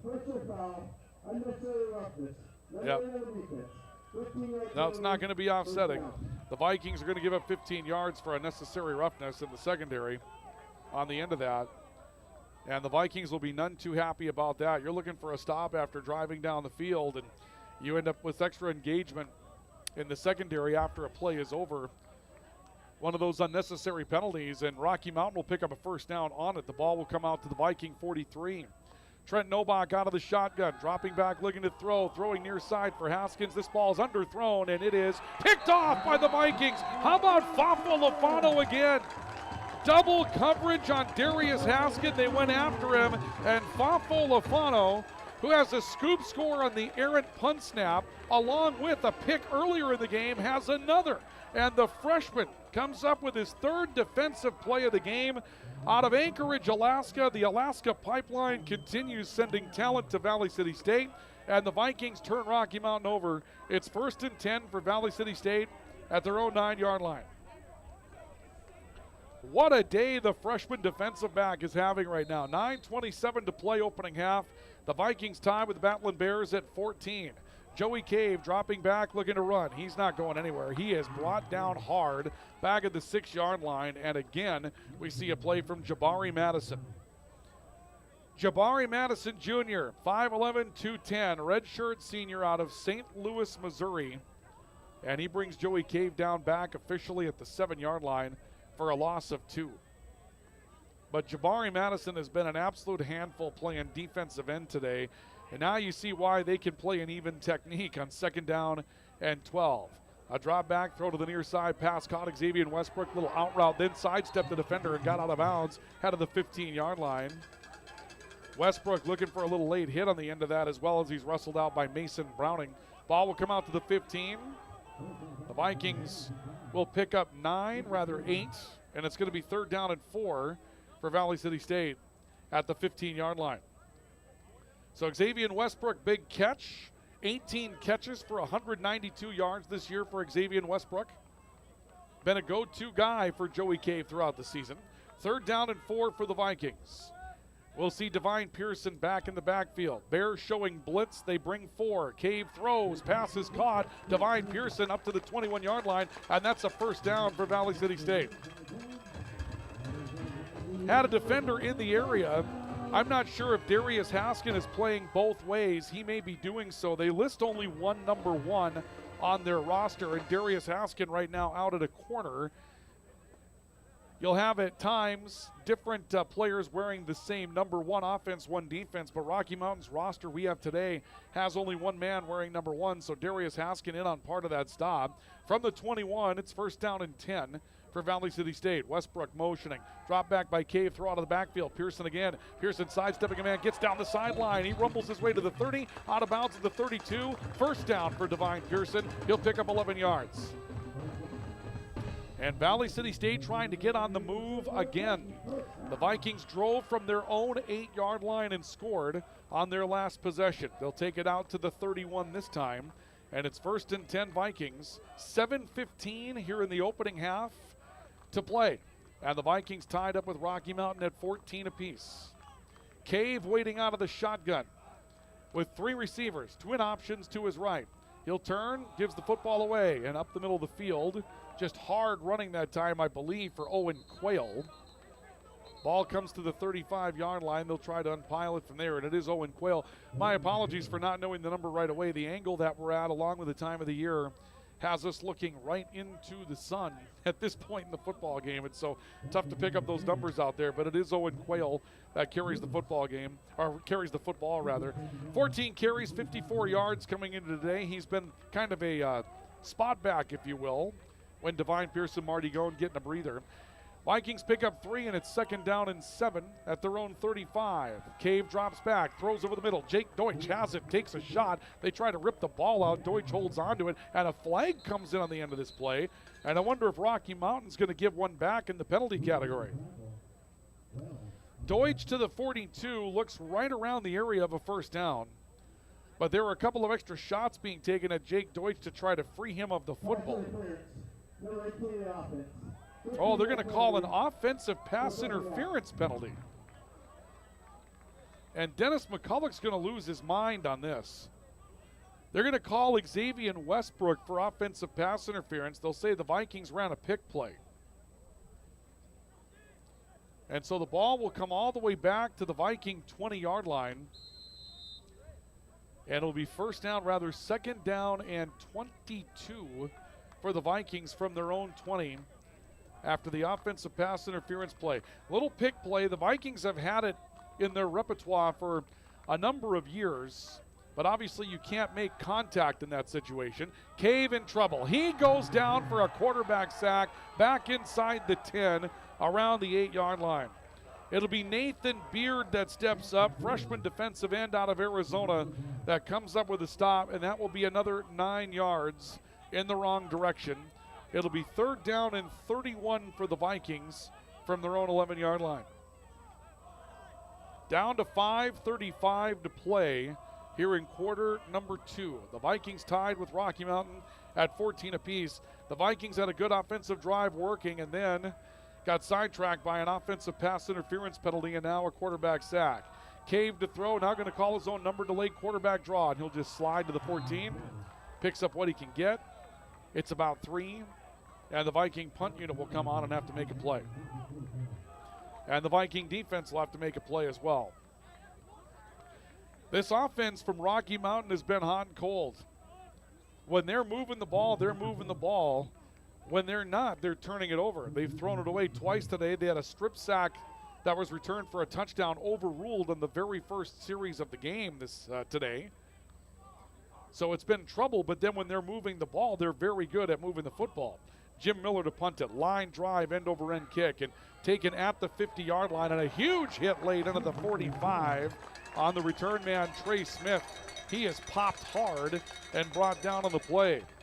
Vikings upfield with Javon Indeman, a junior out of Waipahu, Hawaii, to come up with a stop. But Rocky Mountain in pretty good shape. They're going to get the football at the 47 of Valley City State, officially the 46. Tie ball game at 14 apiece. And the Battling Bears have lots of time to work with. 4 minutes, 35 seconds. All of their timeouts, should they need them. And half the field already behind them on this possession. Here comes first down and 10 from the Viking 46. Back in, Trent Nobach is the quarterback. He'll give away to Ping on the right side, and Ping wrestled down behind the play. I don't know how he didn't go down the first time, but he'll get back to the line of scrimmage. This Viking crowd is going to start to get a little frustrated here. The strip sack was overturned. The offensive pass interference penalty. A couple of calls that have gone the way of Rocky Mountain today that have been suspect from this Viking crowd point of view here. A couple of murmurs down below on that play. Second down and 10 coming up for Rocky Mountain. Battling Bears with 3 options to the left. Shotgun snap taken by Nobach. He'll throw out of the flat. Ping's got it far sideline. Ping putting a move on, knocked down right around the yards to gain. Going to make his way to the 35. And now we've got a Viking over in the far sideline where the Battling Bears were greeting him with players off their bench. They'll go over to separate that out. Should be a first down for Rocky Mountain. They'll take the ball to the Viking 35-yard line, but we're seeing a little bit of ill will come in at the end of this as well now. From the 35, Ping picks up the first down, and it's first and 10 for Rocky Mountain at the Viking 35-yard line. 3.5 to play. Nobach takes the snap, throws right side, pass incomplete. Looking downfield, trying to find a tight end, the flat, Jacob Thalor, freshman that was in, running a route on that side. Vikings had James Don out on that edge of the field for the coverage. And second down and 10 coming up now for Valley City State. Vikings will take out a defensive back and come in with another defensive lineman. They're going to guess run in this situation. They'll also change up their front to an odd front on second down and 10. Darius Haskin motioning to the near side of the field. Don will come over to cover him. It's Ping on the right side, hit hard as he got to the point of attack. It's a short gain. He'll move the ball to the Viking 32. Mosiah Rogers Tavau in on the stop for Valley City State. And here comes third down. From the 32-yard line, the clock will tick inside of 3 minutes to go. Coming up at halftime, we'll take a look at some of the first half highlights that we have for you in this one. And we'll get you caught up with the latest in news, weather, sports. Maybe take a look at some scores out there as well. Should we be able to find those here today? So stay with us for that. Here comes third down. A drop back by Novak. He'll throw right side. Caught by Tyson Hunt. He's stacked up and dropped at the 30-yard line. A gain of 2. And that brings the Viking crowd to life. Khalil Toney, the defensive back out of the Twin Cities, comes up with a stop. It's 4th and 5 coming up for Rocky Mountain. And we'll see what Rocky Mountain's thinking. From the 35, too much distance perhaps for a field goal. So on 4th down and 5, big play for the Viking defense. Novak waiting for the snap, and the Vikings, I believe, have called for timeout. So Valley City State will call for a stoppage. We'll take one with them as we await a 4th down play coming up for Rocky Mountain. 14-14 ball game, 2:13 left till the break. This is Viking football. Why choose Professional Eye Care Centers? 3 great reasons are Dr. Bond, Dr. Freilich, and Dr. Jangula, 3 of the most educated professional optometrists you'll ever meet. Next is their many locations. You can now see one of their spectacular doctors in Jamestown, Valley City, Carrington, Edgeley, Ellendale, and Lemoore. And finally, their fantastic selection. And yes, all of their frames and lenses are backed up by warranty. Visit proeyecarecenters.com and make an appointment today. Professional Eye Care Centers, clearly the best. Welcome back to Viking football this afternoon from Locken Stadium and Dakota Bank Field. Ryan Cunningham with you. Ellie Charles, our videographers here today. Been an entertaining ball game, certainly a lot going on. A strip sack fumble return for a touchdown that was overruled via replay. Then a strip sack on an errant punt snap to put the Vikings up. A 98-yard kickoff return for Rocky Mountain. Each team has scored since then on offense, and now it's 4th and 5 for Rocky Mountain from the Viking 30-yard line. Viking defense looking for a big stop, and now Dennis McCulloch may have tried to call another timeout, and he can't. So the Vikings trying to make a substitution, and now a flag comes out, and that's going to give a fresh set of downs to Rocky Mountain on what will likely be illegal participation.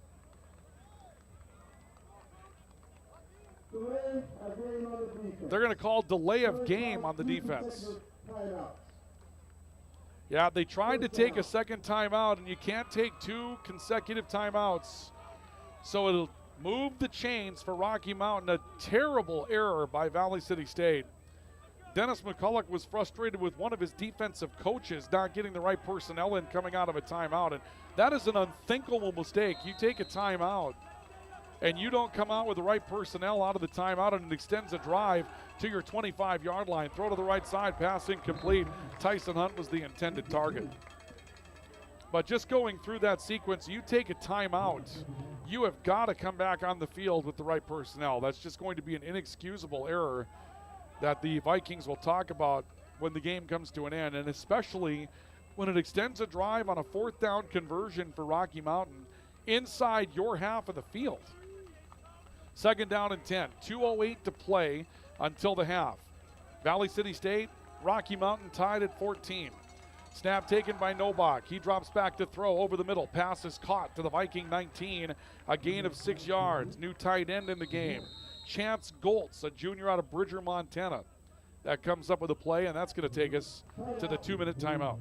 So the 2-minute timeout coming up for Valley City State and for Rocky Mountain. Let's take the 2-minute timeout. We'll come back with more in a moment on Viking football. Experience the thrill, feel the passion, and join the excitement. Tickets on sale now at VCSUVikings.com. Lang hard to the basket with a 2-hand flush. He burst through it. He's to the end zone. Touchdown, Valley City State. Here's the game-winning shot. Does it go? Yes, it does! Nelson on the attack. Holland can't make the play. The Vikings sweep the Jimmy. 14-14 tie, 2-minute timeout here at Dakota Bank Field in Locken Stadium. The Vikings and the Battling Bears of Rocky Mountain College in the first divisional game of the season for both, and it has been a day that the Vikings will look back on some of their mistakes and wonder some more. This drive Coming down to a 4th and 5 from the Viking 30. The Vikings take a timeout to get the right personnel in the field and then did not get the right personnel in the field. Tried to take a second timeout and got called for a defensive delay of game penalty, as you're not allowed to call 2 consecutive timeouts. So here's 3rd down and 4 for Rocky Mountain. 2 minutes to go in the opening half. Rocky Mountain trying to crack the tie at the end of the opening half. Trent Nobach, the quarterback. Ping is the running back on this play. He'll give to Ping, and Ping's got a hole to work with up the middle of the field. He rumbles inside the 15 to the 13-yard line, and it's 1st down and 10 for Rocky Mountain to the Viking 13. And now the Battling Bears have a man down. So we'll have an injury stoppage here in the game. So the Vikings and Bears will have a momentary pause here as we get ready to continue the game with the Battling Bears driving. Clock at 1:54 to go, and the Bears will have all 3 of their timeouts left to work with. Next week, the Vikings are at home to take on Mayville State. That will be a 1 o'clock kickoff coming up here at Locken Stadium and Dakota Bank Field, and that will end the 3-game homestand. From there, the Vikings go to Dakota State. They'll welcome Dickinson State for the 2nd of 2 games this season, and then finish in Montana as they will play at MSU Northern. And there's a bye week in there as well. I think it's the homecoming, or no, I'm sorry, the Halloween week that there is a bye week involved. And the injured Rocky Mountain Battling Bear is Ivan Olivas, sophomore guard for Rocky Mountain, who's trying to walk off under his own power, favoring what would appear to be his right leg.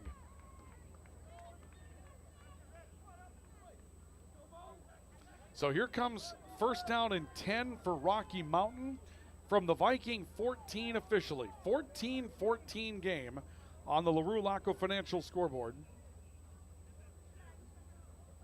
And 1 minute, 54 seconds left to play in the opening half of football.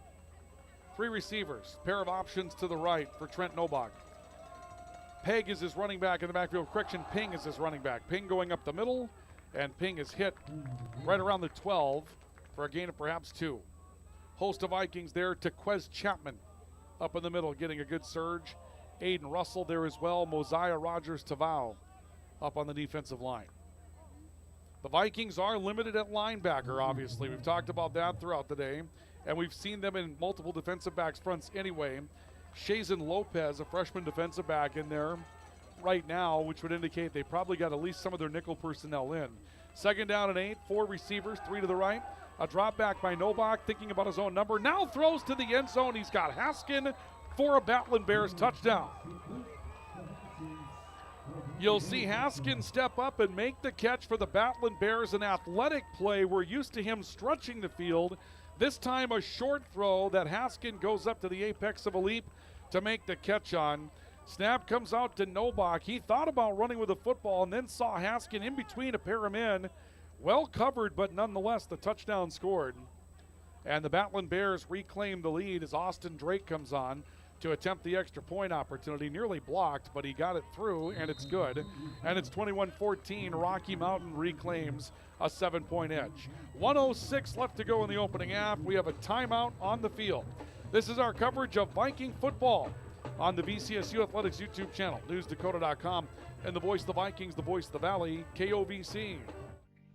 Hey college students, are you looking for a part-time job that works around your schedule, pays well, and gives you free money for college every year? McDonald's offers all of it. We can work around your schedule, and we give $2,500 scholarships to everyone who works for 3 months and averages 15 hours per week. That's 2 full shifts a week or 3 shifts of 5 hours. It's that easy. Let us help you become our next scholarship recipient. Come join our team. Text ND29 to 38000 to apply today. 21-14, Rocky Mountain reclaims the lead over Valley City State. 1:06 to play in the opening half, and the Battling Bears will kick the football. And not saying that the drive wouldn't have continued, but that penalty against Valley City State and the inability to get the defensive personnel on the field is a problem. Xavier Westbrook will call fair catch on the kickoff. Vikings will have it at the 25-yard line, but That's the drive that the Vikings are going to hate to look back on. Ball is at a 4th down and 5. You have a chance to get the defense off the field. And again, the Battling Bears have plenty of options to try to pick up 5 yards, so certainly not saying that the penalty is what led to points, but your best chance to get off the field there is sort of spoiled. Now the Vikings down 7. And Valley City State will bring Joey Cave back on the field along with the offense. Cave calling his own number, trying to stretch. He slides to the 25-yard line and is hit as he slides for no gain. Chased down on the near edge by Nathan Beard. Redshirt freshman out of Surprise, Arizona. Maybe a mild loss on the play. They'll move it just shy of the 25-yard line. Clock to 45 seconds for the Vikings. Rocky Mountain has all 3 of their timeouts left. And I'm a little surprised they didn't use one there.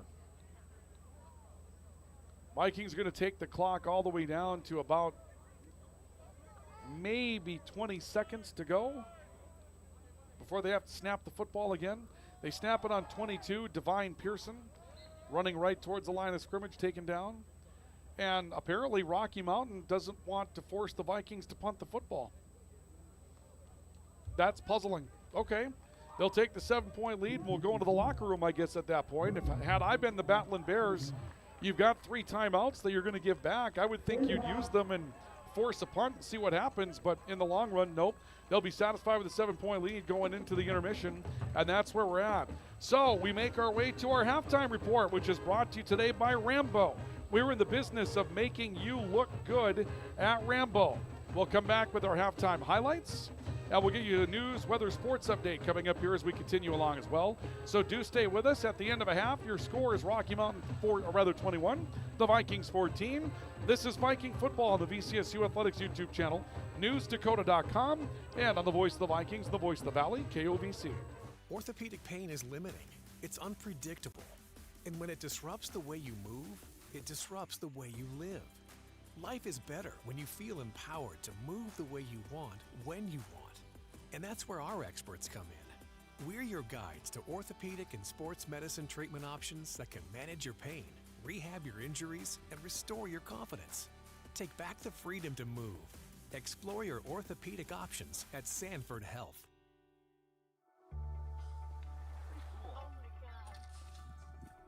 We aren't meant to be still. And while you determine the direction you'll go, we're just here to help you along the way. So go. Go with experience.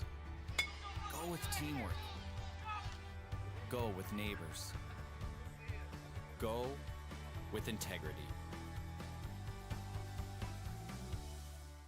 When you're craving the taste of juicy, flavorful, locally sourced beef and pork, look no further than your locally owned Valley Meat Supply. At Valley Meat Supply, we take pride in bringing you the finest cuts of beef and pork straight from local producers. So whether you're planning a mouth-watering barbecue or a cozy family meal, choose Valley Meat Supply for the highest quality, locally grown beef, pork, and award-winning jerky, sticks, and sausage. Valley Meat Supply, West Main, Valley City. Your taste buds will thank you.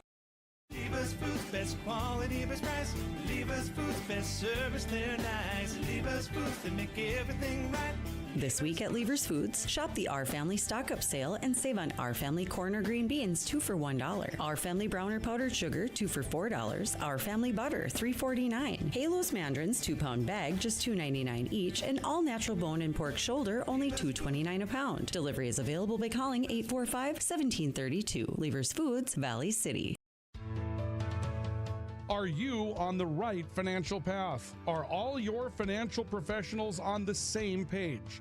At LaRue Laco Financial, you can be assured that your investment professional and tax professional are working together. Call Ryan LaRue or Chase Carpenter at 701-845-6938. Securities offered through LPL Financial. Member FINRA, SIPC. At CHI Mercy Health, we believe human kindness is at the root of all healing, providing care on a human level, courage when it's needed most, and a connection that's ever present among us all. Human kindness is meant to be shared. It puts a smile on someone's face and seeks to do the same for others. Take the time to nourish what's inside and watch your life flourish outside, because taking care of yourself is an act of human kindness. Just like human kindness, happiness can come from the most unexpected places. Whether it's from your friend, your dog, or a memory, embrace it and pass it on. CHI Mercy Health of Valley City. Welcome back to our coverage of Viking football today. You've reached Viking halftime this afternoon, as we'll see a cheerleading group on the field. I'm not sure if this is the highlights. These are the highlights from Valley City High School. They're going to be on the field entertaining the crowd here at Valley City State today. Always good to have the Valley City Highlander highlights out on the field as well. They do a great job of entertaining. I think this is their second opportunity to be at Valley City State this season. The Vikings trailing by a 21-14 margin at the hands of Rocky Mountain here at the end of the opening half. And the Vikings had a really, really difficult time getting out of the blocks today.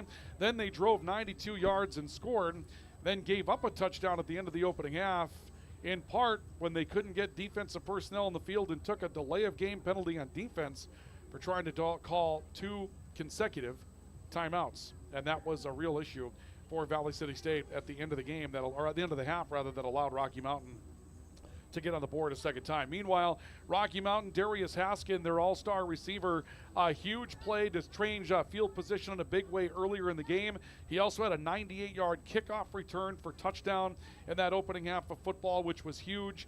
And then the Vikings as well, struggling to keep him in check when he was just out there as far as grabbing another short touchdown pass at the end of the opening half. But the Vikings had a huge first half from Fafa Lofano, the freshman defensive back in the game, who came up with 2 interceptions and a a scoop and score on an errant punt snap by Rocky Mountain that the Vikings scored on. So the Vikings scored against a Rocky Mountain punt, and the Rocky Mountain Battlin' Bears scored on a kickoff return, and it was a very, very active first half of football. We'll go through some of the numbers that we have for you in the first half of play, but first of all, let's take a look at some of our first half highlights that we had for you today. And this is the errant punt snap that ends up over the head of the Rocky Mountain punter and scooped up by Fafa Lofano, who takes it to the end zone for a touchdown. The Vikings took a 7-0 lead, but then after a 98-yard kickoff return for Darius Haskin for touchdown, the running game for Rocky Mountain and a couple of stretch plays back-to-back for Tough Adams.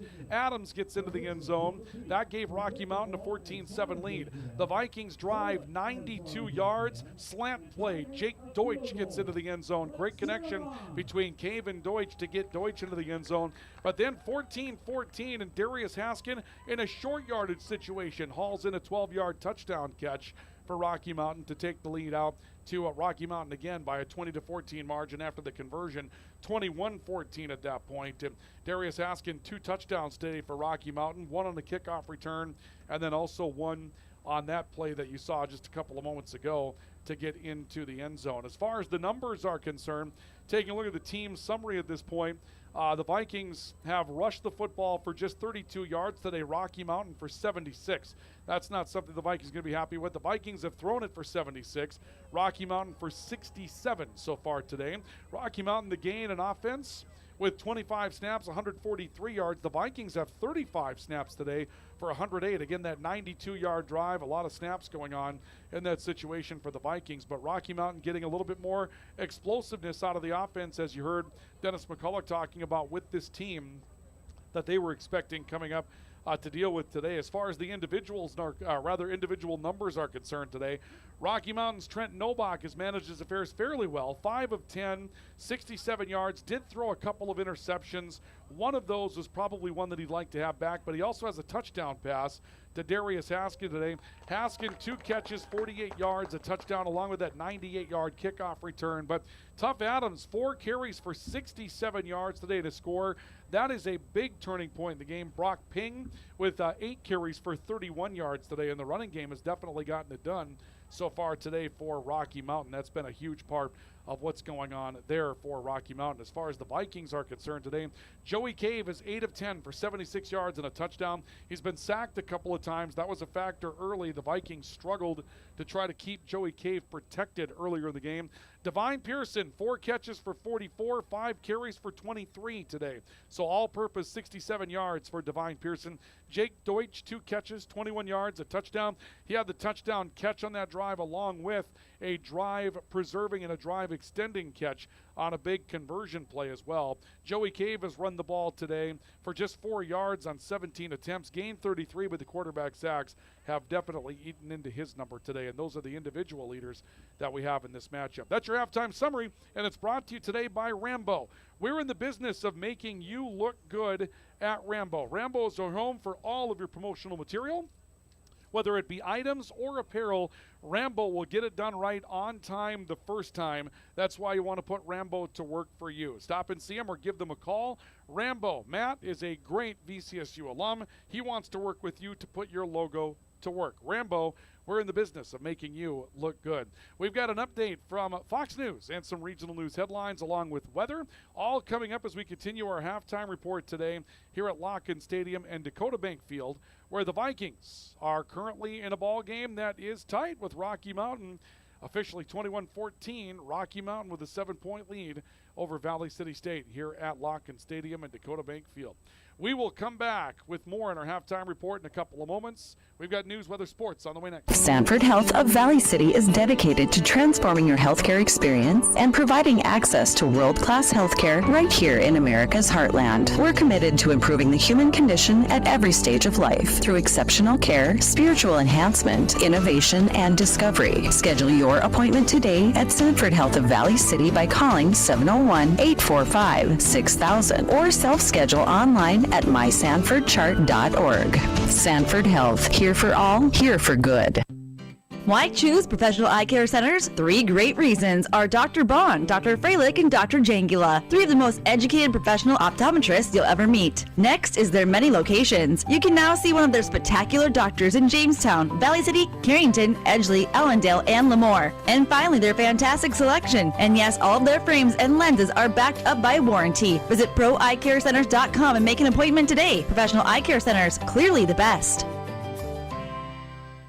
Are you on the right financial path? Are all your financial professionals on the same page? At LaRue Laco Financial, you can be assured that your investment professional and tax professional are working together. Call Ryan LaRue or Chase Carpenter at 701-845-6938 for an investment professional. And tax and accounting professionals with Jim Laco and team at 701-845-1660 for a tax professional. Security is offered through LPL Financial. Member FINRA SIPC.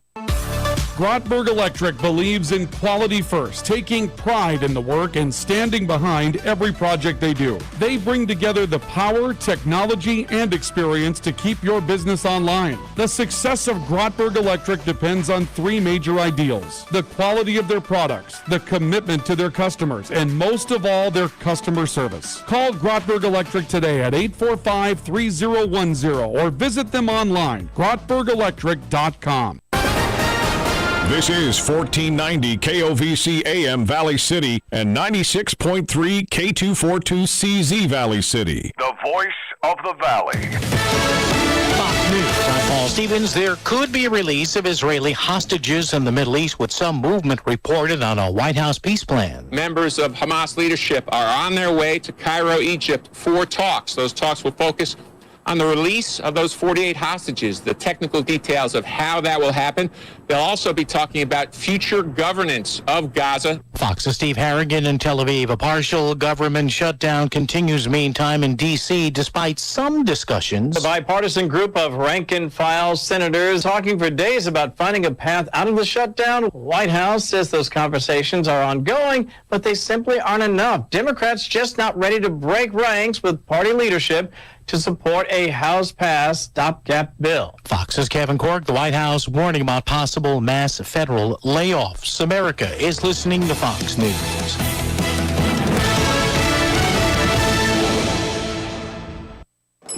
Dude, did you order the new iPhone 17 Pro? Got it from Verizon, the best 5G network in America. I've never looked so good. You look the same. But with this camera, everything looks better, especially me. You haven't changed your hair in 15 years. Selfies? Check, please. New and existing customers can get the new iPhone 17 Pro, designed to be the most powerful iPhone ever, with eligible phone trade-in and unlimited ultimate. Any condition guaranteed. Best 5G scores, root metrics data, United States, 1H 2025. All rights reserved. Trade-in and additional terms apply for all offers. See Verizon.com for details. At Napa, we've spent the last 100 years building our business into an engine that powers yours. Whether you're big or small, national or local, Napa has the automotive solutions your business needs to stay moving.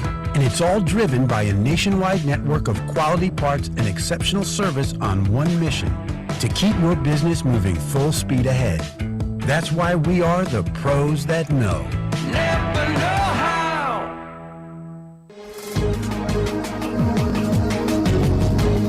With a check of regional news this hour, I'm Ryan Cunningham reporting. A man is in custody after shots were fired in Jamestown. On Thursday night, police began investigating after a report of shots fired in the downtown area. About 8:40 p.m. Thursday night, no one was hurt. Early in the morning on Friday, officers of the Jamestown Police and James Valley Special Operations Team responded to an apartment complex to serve a search warrant on a suspect. The complex was evacuated for a short time before the suspect was taken into custody. Police say charges against the man are pending. North Dakota Attorney General Drew Wrigley said law enforcement and prosecutors need to be prepared to combat crimes committed using artificial intelligence. Artificial intelligence is not emerging, it's here, according to Wrigley. He said that Wednesday while speaking at Concordia College in Moorhead, developing a criminal justice program in partnership with the Minnesota State Community and Technical College. Wrigley referenced a case his office is investigating involving students at Fargo Davies High School using AI to create images to sexually harass other students. Wrigley on Thursday said the investigation began at a West Fargo middle school earlier this year with a report of a student's face on a nude photo. The image was being shared by high school students on Snapchat. Investigators identified more victims of sexually exploitative material, and on September 22nd, law enforcement executed a search warrant on 24 phones of students with another 30 phones targeted this past week, and Wrigley says the investigation is growing. We'll have more regional news after this. Whether it's turning into high school football games, monitoring the patterns of incoming storms, or catching your favorite talk show, these are just some of the ways listeners depend on North Dakota's AM radio stations. And we need your help. Text AM 52886 and tell Congress to keep AM radio in cars. This ad is aired by the North Dakota Broadcasters Association and this station. Thanks for asking, but I'd rather not send you nude pictures. I'm camera shy. I already said no. Under my clothes, I'm a robot. My webcam is broken. I'm worried they'll get passed around school. I have a rash. I have nudophobia. I have lizard skin. I'm a vampire, so I don't show up in pictures anyways. Your badgering has really killed the mood. When someone is pressuring you to do something you don't want to, how many ways can you say no before they get the message? Let us know at that'snotcool.com. Brought to you by the Ad Council. No state employees who are federally funded will be furloughed or lose pay due to the federal government shutdown, according to the North Dakota Office of Management and Budget. According to Joe Morissette, who's the director of OMB, they expect interruptions in federal funds to be short-term, and they won't significantly affect the state cash flow. Less than 10% of the state's payroll is funded by federal dollars. The two state agencies with the most federally funded employees, the Department of Health and Human Services and the Department of Environmental Quality. Morissette was in charge of the OMB during a 35-day federal government shutdown. It started December 2018. That was the longest in history. He said even with that, it was just an interruption in the flow of federal funds. He said North Dakota is operating with the assumption that the same will be true for this year's shutdown. If it goes longer than 35 days, there will have to be a reevaluation. And federal agencies on Tuesday issued a statement that could change the face of Minnesota high school sports. The U.S. Department of Education, the U.S. Department of Health and Human Services, and the Minnesota Department of Education and the Minnesota State High School League are in violation of federal Title IX laws regarding the league's stance on transgender athletes. The release stated that MDE and MSHSL violated Title IX prohibition on sex discrimination by allowing males to compete in female sports and occupy female intimate facilities. They've been given 10 days to change their policies. With regional news this hour, I'm Ryan Cunningham. Here's your mid-care weekend weather. Sunny for the afternoon with a high today at 83. Wind out of the south at 10 to 15 with some higher gusts. Tonight, chance of showers and thunderstorms after midnight. Mostly cloudy with a low at 51 and wind switching around to the north tomorrow. Showers mainly before 1 p.m. with a high at 61. Breezy northwest wind at 20 to 25 with some higher gusts up to 35. Chance of rain about 80%. For more weather anytime you need it, go to newsdakota.com. Hi, this is Clint from Central Avenue Health Mart Pharmacy in beautiful downtown Valley City, your only locally owned pharmacy since 1989. When you're locally owned, you care about your community and your customers. We offer a great selection of gifts and toys, as well as yarns, fabrics, sewing, and crafting. We are here for you from 9 to 5:30 weekdays and Saturdays 9 to 1. For all your pharmaceutical needs, give us a call, 845-5280. Health Mart, taking time to listen and care. At CHI Mercy Health, we believe human kindness is at the root of all healing, providing care on a human level, courage when it's needed most, and a connection that's ever present among us all. Human kindness is meant to be shared. It puts a smile on someone's face and seeks to do the same for others. Take the time to nourish what's inside and watch your life flourish outside, because taking care of yourself is an act of human kindness. Just like human kindness, happiness can come from the most unexpected places. Whether it's from your friend, your dog, or a memory, embrace it and pass it on. CHI Mercy Health of Valley City. When you're craving the taste of juicy, flavorful, locally sourced beef and pork, look no further than your locally owned Valley Meat Supply. At Valley Meat Supply, we take pride in bringing you the finest cuts of beef and pork straight from local producers. So whether you're planning a mouth-watering barbecue or a cozy family meal, choose Valley Meat Supply for the highest quality, locally grown beef, pork, and award-winning jerky, sticks, and sausage. Valley Meat Supply, West Main, Valley City. Your taste buds will thank you. Rambo, a proud sponsor and fan of Viking and Highliner Athletics, has been serving North Dakota, South Dakota, and Minnesota with quality logoed apparel and promotional products since 1979. With online store options built to meet the needs of your company, organization, or team, Rambo will ensure that the process of ordering is easy and accurate, and that your items are received on time. When you're ready to put your logo to work, give Matt a call at 701-680-9585. Rambo, we're in the business of making you look good.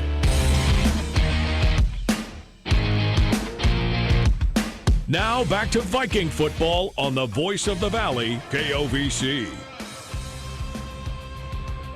Welcome back to our coverage of Viking football this afternoon from Locken Stadium in Dakota Bank Field. It is 21-14 Rocky Mountain with a 7-point lead over Valley City State. Typically at this time we would take a look at some scores for some teams that you might be interested in from around our area, but like we mentioned, this is kind of our own big noon today. We had a noon kickoff here in Valley City, and that means that we have a situation where no one else from the Missouri Valley Football Conference, or for those of you that are tuning in from Montana, will give you a shade towards the Big Sky Conference today as well, as far as the Division I stuff from our area. No one's played yet, and so no one's even playing at this point. So just kind of a rundown of the matchups on the LaRue Financial Scoreboard tonight.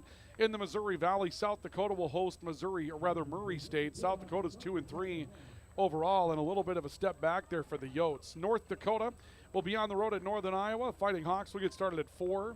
South Dakota State goes to Youngstown State tonight at 5.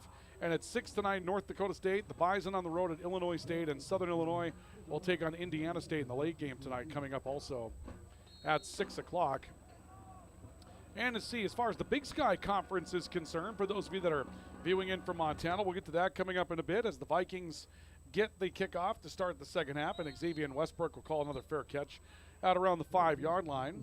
As far as what's going on in half number 2, as far as scores, in the Big Sky, Montana State plays at Northern Arizona. That game is at 4 o'clock. Portland State's at Eastern Washington at 6. And UC Davis will play at Cal Poly. And we'll also see Montana at Idaho State. That'll be at 7. And so Valley City State apparently is going to have to take over at the 4. They're not going to allow the fair catch for Xavier Westbrook, as he did not catch it. So he indicated fair catch, but did not make the catch on a ball on the fly. And so the Vikings get another bad break to go their way. 1st and 10 from their own 4 for Valley City State. 21-14 Rocky Mountain, currently leading by 7. Divine Pearson looking to attack, comes off the left tackle, tries to stretch out to the edge and got to the 8 for a gain of perhaps 4 yards to start the second half. Vikings had a big half out of Divine Pearson and overall yardage. Landon Quesnel steps in for the tackle for Rocky Mountain. Divine Pearson in that first half with a handful of catches along with running the football. Pearson 5 attempts for 23 yards and caught the ball 4 times for 44 yards. That one was good for 5. And it's 2nd down and 5 for Valley City State. Pearson again, left side, big hole. Tries to work outside the numbers. He does, and he's got a big lane to run through. The 30, the 35, 40, 45, and rumbles out of bounds near midfield. They'll say he's out of bounds back at the 46. And Divine Pearson takes a couple of opportunities to talk things over with a couple of men from the Batlin Bears on that far sideline as well. But an explosive play from Divine Pearson to change some field position for the Vikings as they bring it out near midfield on their opening second half drive that they have for today. So 1st and 10 Vikings at the 46. The Vikings trailing 21-14. To start the second half. Cave in the backfield. Marty Gomes, play action to him. He picks up a blitzer, and then Cave just going to throw the football out of bounds. Oh boy, didn't make it out of bounds. Flag is down. Was Cave roughed? There wasn't anybody in the vicinity of where Joey Cave was throwing the football, but Cave was also taking on some pressure that Marty Gomes was trying to block. Let's see if this is grounding against the Vikings or roughing against Rocky Mountain. It's going to be roughing the passer against Rocky Mountain. Well, the Vikings gave up a personal foul penalty of their own back in the opening half. That was costly. And now Valley City State going to pick up some yardage here on a personal foul, roughing the passer penalty against Rocky Mountain. This will push the ball back inside the Batlin Bears 40 down to the 39-yard line. So Valley City State gets a nice break. 1st down and 10 for the Vikings at the Batlin Bears 39. Joey Cave looking with 4 options, twins each way. Marty Goen in the backfield out of the pistol. Cave will start a man in motion, turns, gives to Goen up the middle. Found a little hole to work with, then just ran a man over, then got run over on his own right, inside the 35 and down to the 34. A gain of 5, maybe 6, before he took a pop at the end of that run as well. The final blow delivered by Cade Reynolds, the middle linebacker. But a 6-yard pickup for Marty Goen. And it's 2nd down and 4 for Valley City State. We're just inside of the second half. We played only 1 minute 15 seconds. Boy, it seems like every stanza of this game has a lot going on in it, even when you haven't played a whole lot of time. Out of the gun, Cave, delayed quarterback draw, throws a man with it, tries to put the head down and burrow. He got to the 30, near the 29, and near a Viking first down. And they're going to say it's enough for a first down for Joey Cave. He'll pick up 4, 3 matter, and it'll be 1st down and 10 for Valley City State at the Batlin Bears 29-yard line. Drive that began from the Viking 4. Got some help on a big running play from Divine Pearson. Another piece of help from a personal foul penalty against Rocky Mountain. And it's 1st and 10 Valley City State at the 29-yard line of Rocky Mountain. Cave out of the shotgun. Pearson looking to find room to run. Cuts up on the right side off tackle and makes his way down to around the 27-yard line. It's one of the things that Divine Pearson does well is Jabari Madison makes another stop today for the Batlin Bears. He's patient when he gets the football, and you need that. Some of those would be negative plays or nothing at all if you run straight forward expecting a spot to be clear, but Divine's got enough speed to pick and choose his way through that hole in the line and come up with a little something extra. 2nd down and 8 for Valley City State. Joey Cave out of the shotgun, takes the snap, looking right side. A flag is down. Jake Deutsch is the intended target. Deutsch can't make a one-handed grab on it. 2 flags are down on this near sideline. 1 came out immediately. Another comes out on the way down the field. The coverage being applied near side by Dante Brown, corner out of Lake City, Florida. And they'll talk over the penalties and decide what the flags are about. First one's offside against Rocky Mountain. And it's going to be a 5-yard offside penalty. Well, my apologies, folks. I thought I saw another flag come into play. As Jake Deutsch was coming down, I saw something fly into the view, but that may have just been something else. I mean, there aren't a whole lot of things that look like a yellow flag, but it looked like something came out of the corner of the eye there. But nonetheless, 5-yard penalty. The Vikings get to redo 2nd down. It's now 2nd down and 3 for Valley City State. Pearson looking left side, tries to cut back towards the right, wrapped up as he got to the 21 and driven down there. Stop up front from Braxton Fulton, defensive end out of Shepherd, Montana. Boy, Rocky Mountain's got a lot of depth that they're throwing at you defensively. When you took a look at them, the thing that stood out about their team is that they were perhaps missing some depth on the offensive side of things. And really, you've seen that today. Darius Haskin, the only wide receiver that's really been seriously targeted today. They've got one tight end that's caught the ball with any frequency so far this year. But on defense, they rotate players in and out in the front seven, and they don't really seem to lose a beat because of it. Joey Cave rolling, going to come back up the middle of the field after he saw something open there, drives his way to the 15, and that's a first down for Valley City State, a pickup of 7 yards for Joey Cave, and the Vikings are back inside the red zone. So it's 1st and 10 for Valley City State at the Rocky Mountain 15-yard line. The Vikings trailing by 7, 21-14, our halftime score. This is the opening possession of the second half of football. The Vikings have gone from their own 4 to the Rocky Mountain 15-yard line. 4 receivers, trip bunch on the right side, triangle pattern, and they'll motion Xavier Westbrook out of it and back into it. A roll to the right side by Cave, looking to throw. Still looking, points to a spot, and then just takes what's in front of him and steps out of bounds around the 11-yard line, maybe a gain of 4. Cave looking, didn't find what he was looking for in the end zone. And so he steps beyond the boundary on the near side to step out of bounds and get 4 yards for Valley City State. And the last time the Vikings were in this kind of striking distance, they went to Jake Deutsch on the slant. A sure-handed wide receiver that knows how to get open, a great story.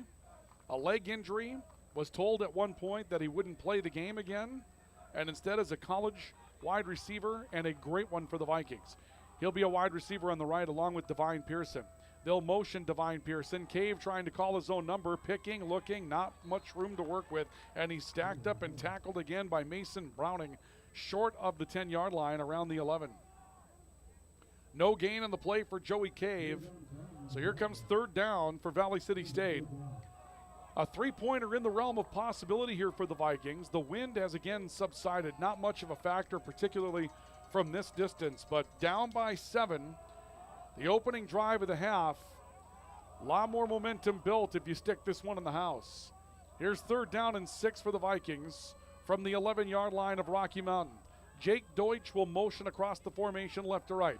Cave looks for him in the slant. It's not there. Now rolls to the right, still looking to the end zone. He's calling his own number. Head down, driving inside. He may have a first down for the Vikings inside the 5, down to around the 4, and it will be 1st down and goal coming up for the Vikings. So 1st and goal for Valley City State. The Vikings take it down to the 4-yard line. They've driven from the 4 to the 4. And Joey Cave takes his team inside of the scoring stretch. 6 minutes will come off the clock on this possession. And it's 1st down and goal from the 4-yard line for the Vikings. Cave to Pearson, left side, picking, shuffle stepping, then Cave took it back, tries to run zone read, and is taken down back behind the 5 at the 6-yard line. And Cave is slow to get up. Boy, Pearson had an open hole because nobody bit on the fake.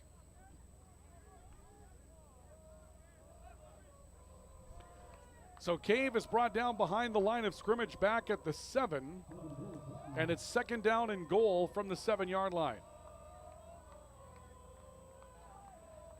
The Vikings will huddle up. The clock, 6.5 minutes expired here in the 3rd quarter of football.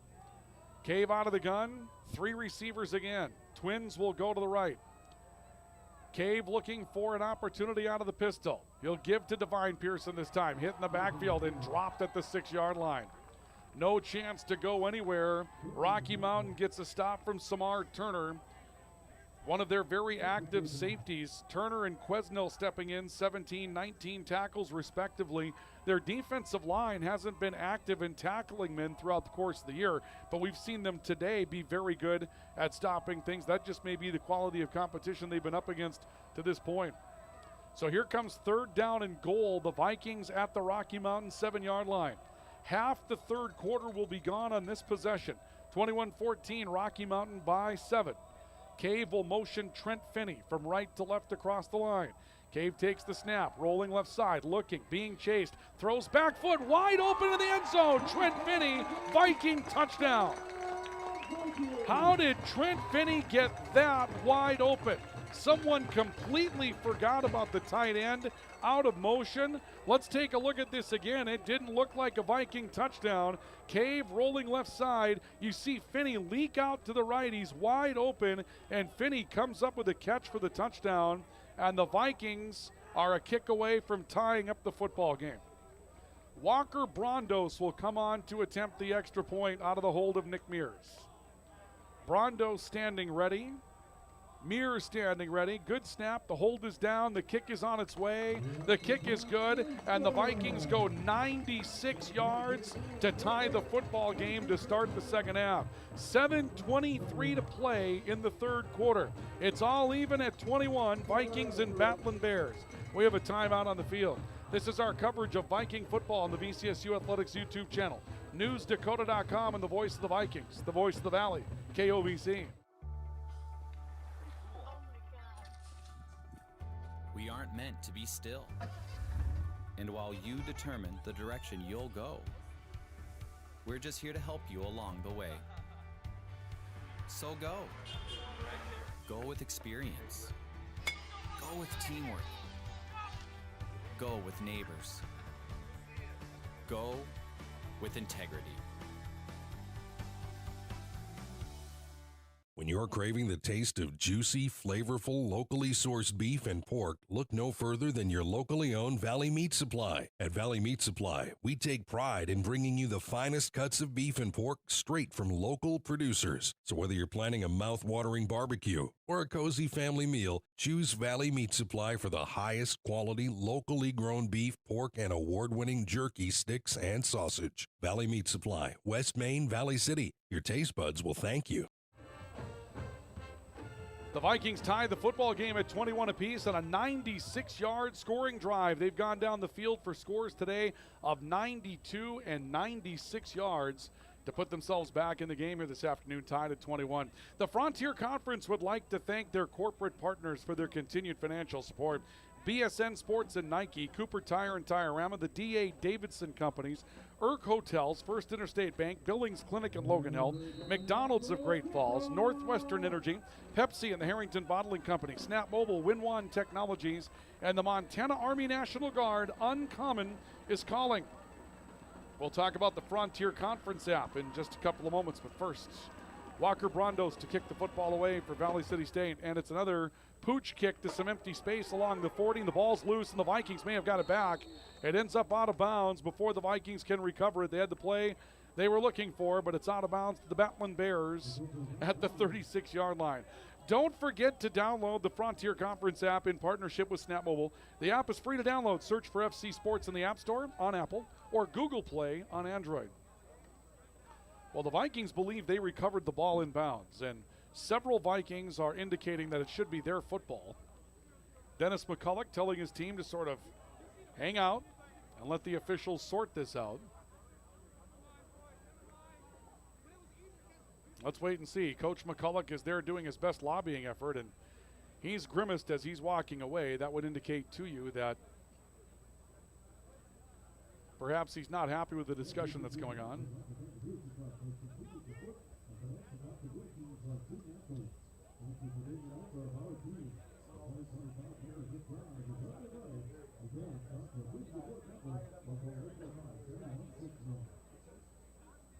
So they're still talking it through.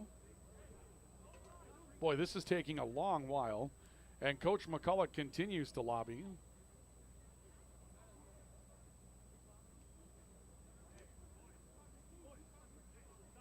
Now Coach McCulloch has walked away about 10 yards. Now he's asking for an official to come over and speak with him, and the officials are saying they're not ready to talk just yet. The Rocky Mountain offense is on the field. The Viking defense is on the field. Caleb Tork is talking with Darius Haskin. Tork's a Viking defensive back. Haskin is a wide receiver. But it seems like more of a, well, I don't know. Maybe that is or isn't a congenial forecast or conversation. The final indicator here is that it is Rocky Mountain Battling Bear football. And Dennis McCulloch, well, he knows that there are a few calls that the Vikings have not been able to get today. And especially, the last couple of weeks, earlier in the game, the strip sack that was ruled an incomplete pass, that was really suspect. Last week, the targeting penalty. I mean, those are some calls where you call it on the field and then overturn it. And it's one thing to call it on the field and not overturn it, but it's another thing when the call gets overturned and you don't feel like there's a lot there to work with. Trent Nobach, 1st and 10 for the Battling Bears from the 36-yard line. Stretch play right side. Tough Adams trying to turn a corner. Adams avoids one hit and then is escorted out of bounds by Malachi Torres at around the 41 for a gain of about 5 yards. To go back to that point, the last 2 weeks, the Vikings have had a strip sack scoop score on a fumble overturned by replay and a targeting penalty last week overturned by replay. And in both of those occasions, it didn't really look like there was a lot on video to overturn the call on the field, and that threshold is what we're talking about being suspect here. Nobach on 2nd down and 5. This again, Tough Adams this time attacks the right edge, and he's down right at the line of scrimmage for no gain.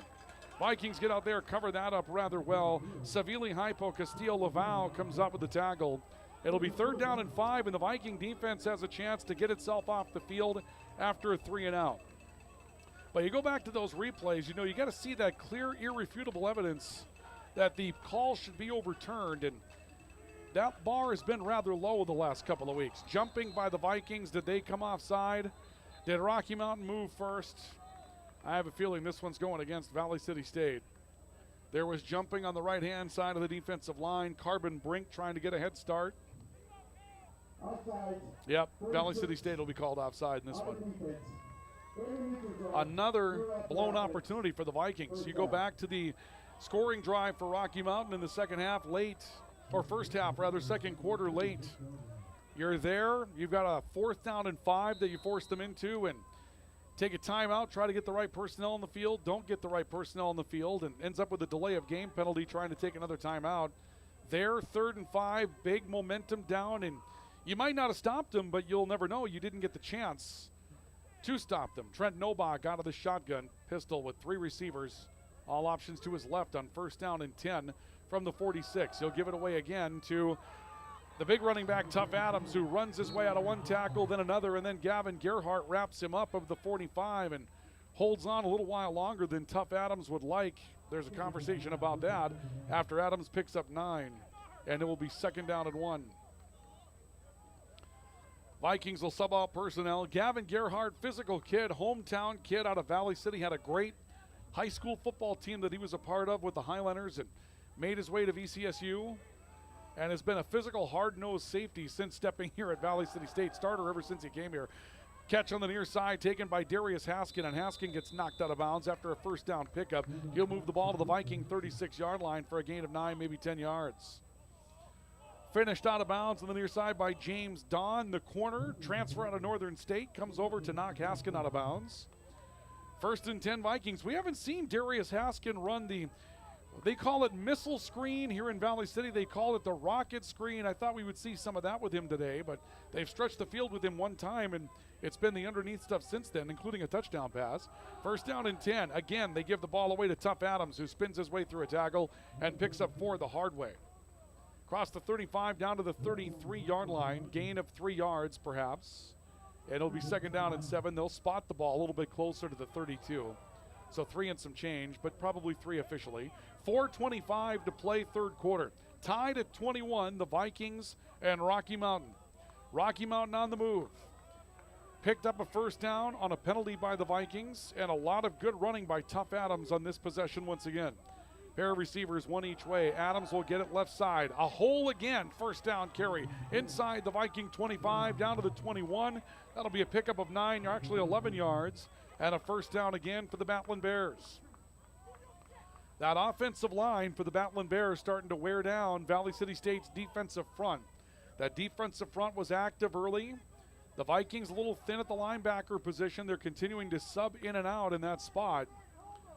And right now the Vikings go to their 3 technique, and that's the next thing. The Vikings have played with 5 or 6 defensive backs the entire day. They'll have 6 defensive backs on this play.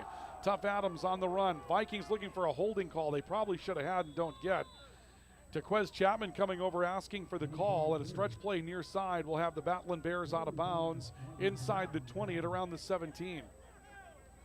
Gain of about 4 yards, but Tequez Chapman was having his jersey tugged and had an arm up on him underneath the helmet as he was ahead of this blocker. And you would have thought pretty obvious holding penalty in that situation. The Vikings wanted it, but officials didn't see it that way. 2nd down and 6 for the Battling Bears. Pair of options each side of the field, and they'll empty the backfield. They're going to send Tough Adams out on the right. Dropping back and a throw up in the air on a hit incomplete. Trent Nobach goes down on the play after being hit. Tequez Chapman with part of the pressure. More of it coming from Lorenzo Lucci, sophomore defensive lineman out of Enumclaw, Washington. And Trent Nobach is down on the field. He was hit as he threw the football. Is holding that right arm a little lame. I'm not sure where the discomfort is, but Nobach being tended to. Their backup quarterback would be Stockton Ox-Errett. And they've got 4 different men that have thrown the football several times this season. So on paper, when you look at Rocky Mountain, they have sort of a look that they've been a little unsettled at the quarterback position. And we're going to have a timeout on the field. This will be a media stoppage, and we'll take it as we continue along with our coverage of Viking football this afternoon. The Vikings tied up with the Battling Bears at 21, 2:56 to play third quarter. We're back with more in a moment. Do stay with us. Are you on the right financial path? Are all your financial professionals on the same page? At LaRue Laco Financial, you can be assured that your investment professional and tax professional are working together. Call Ryan LaRue or Chase Carpenter at 701-845-6938. Securities offered through LPL Financial. Member FINRA, SIPC. Timeout taken on the field, and that timeout continues as 3rd down and 7 coming up here for the Battling Bears. Nobody took a timeout. This must be, again, a media stoppage of some sort. They came out of the timeout, now they're going to go back into it, and Battling Bears getting a lot of time to sort out their quarterback position here today. Top 25 college football scores that are in so far today. No finals in as of yet today. Early games. Number 12, Georgia leads Kentucky 35-7. Cincinnati leading number 14, Iowa State 31-22 early 4th quarter. Michigan ranked 20th leading Wisconsin 24-7. It's at the Big House. And Illinois, number 22 in the country, at Purdue leading 40-27.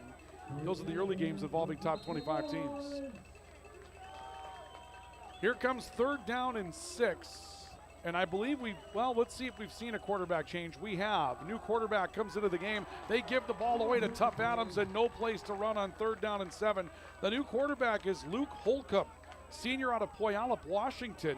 That was not the backup we were expecting. Stockton Oak-Sockert was listed on their 2 deep as their backup quarterback, but they go instead to Luke Holcomb. And on 4th down and 7, we'll see the Battling Bears line up for a field goal attempt. Austin Drake will attempt one from 35 yards. The wind at his back. From 35, good snap, hold is down. Kick on its way, has plenty of leg, and it is good. And Rocky Mountain will reclaim the lead. 35-yard field goal from Austin Drake. And the Battling Bears will take a 24-21 lead on Valley City State with 2:13 left to go in the 3rd quarter. We have a timeout. This is our coverage of Viking football on the Voice of the Vikings, the Voice of the Valley, KOVC, NewsDakota.com, and the VCSU Athletics YouTube channel. At CHI Mercy Health, we believe human kindness is at the root of all healing, providing care on a human level, courage when it's needed most, and a connection that's ever present among us all. Human kindness is meant to be shared. It puts a smile on someone's face and seeks to do the same for others. Take the time to nourish what's inside and watch your life flourish outside, because taking care of yourself is an act of human kindness. Just like human kindness, happiness can come from the most unexpected places. Whether it's from your friend, your dog, or a memory, embrace it and pass it on. CHI Mercy Health of Valley City. Timeout taken after the field goal attempt by Austin Drake. That was good from 35 yards. And the Vikings trail by 3, 24-21 to the Rocky Mountain Battling Bears this afternoon. 2:13 to play in quarter number 3. And the kick is away from the Battling Bears. Xavier Westbrook stepping into the catch at the 8-yard line. Right side return near the hash marks. Broke a wedge, got to the 30, broke a tackle. Steps near the out-of-bounds boundary at the 35, but stayed in bounds, crosses the 40, and finds his way down to the 43. Nice kickoff return for Xavier Westbrook, and the Vikings are in business with very good field position to get their latest possession started. Let's pause 10 seconds for station identification on the radio side. This is Viking football on the Voice of the Valley. This is 1490 KOVC AM Valley City and 96.3 K242CZ Valley City. The Voice of the Valley. Ryan Cunningham with you here today from Lock-In Stadium in Dakota Bank Field. The Vikings first and 10, their own 43. A game they trailed by a score of 24-21 to the Rocky Mountain Battling Bears. Joey Cave with 4 receivers, 3 left. Cave looking slant, not there. Steps up in the pocket, gonna run, spun out of a tackle. Ball came out. It's going to be recovered, it would appear, by Valley City State after Joey Cave was stripped of the football. One of the Vikings offensive linemen got back on it. I believe the man that recovered it, Landon Johansson, freshman out of Corvallis, Montana. Vikings pick up a yard on the play, and it will bring up second down at 9. Boy, Joey Cave looked for Jake Deutsch on the slant, and when that one was covered up, there wasn't really any place else to go with the football in that situation. Second down and 9. Cave takes the snap, again goes to that look, sort of faking on the slant to Deutsch, trying to use Deutsch to freeze a linebacker, then takes off running himself and will pick up perhaps 2 to the 46 of Valley City State. And it's third down and 7 coming up for the Vikings. Cave had better and better time to throw the football as the first half went on. The Vikings haven't gone to that look here, or at least haven't depended on the coverage for the quarterback in the start of this drive. Here's third down and 7. Cave stepping up, clean pocket, now flushed out of it. Rolling left side in trouble and then fell down back at the 39. Well, at some point, you got to go somewhere with the football, and Joey Cave had no place to go with it. Quarterback sack back at the 39 for the Vikings. And on fourth down, the Viking punt unit will come onto the field as the clock ticks down to 30 seconds left to go in the third quarter. Inauspicious possession for the Vikings. The Vikings are going to leave their offense on the field for the moment. They had brought the punt team out onto the field, but they've stayed inside the numbers at this point. And I think the Vikings would like to punt with the wind if they could, and Rocky Mountain will be more than happy to let them. They're not going to take a timeout to make the Vikings punt against it. So that will be the end of the third quarter of football. Third quarter will come to a conclusion. The Vikings trailing the Battling Bears 24-21. The Vikings get on the board with a touchdown. The Battling Bears tack on a field goal, but the ball goes back to Rocky Mountain to start the fourth quarter, and we'll have it for you coming up next. This is our coverage of Viking football on the VCSU Athletics YouTube channel, newsdakota.com, the voice of the Vikings, the voice of the Valley, KOVC. When your team, school, or business needs custom apparel or promotional products, Rambo is here to help. With over 40 years of industry-leading experience, state-of-the-art machines, and dedicated employees, we have the tools and facility to handle any job. With online ordering solutions for sports teams and businesses alike, you can count on us to get the job done correctly and on time. To get your next project started, contact Matt or visit us online at rambo.com.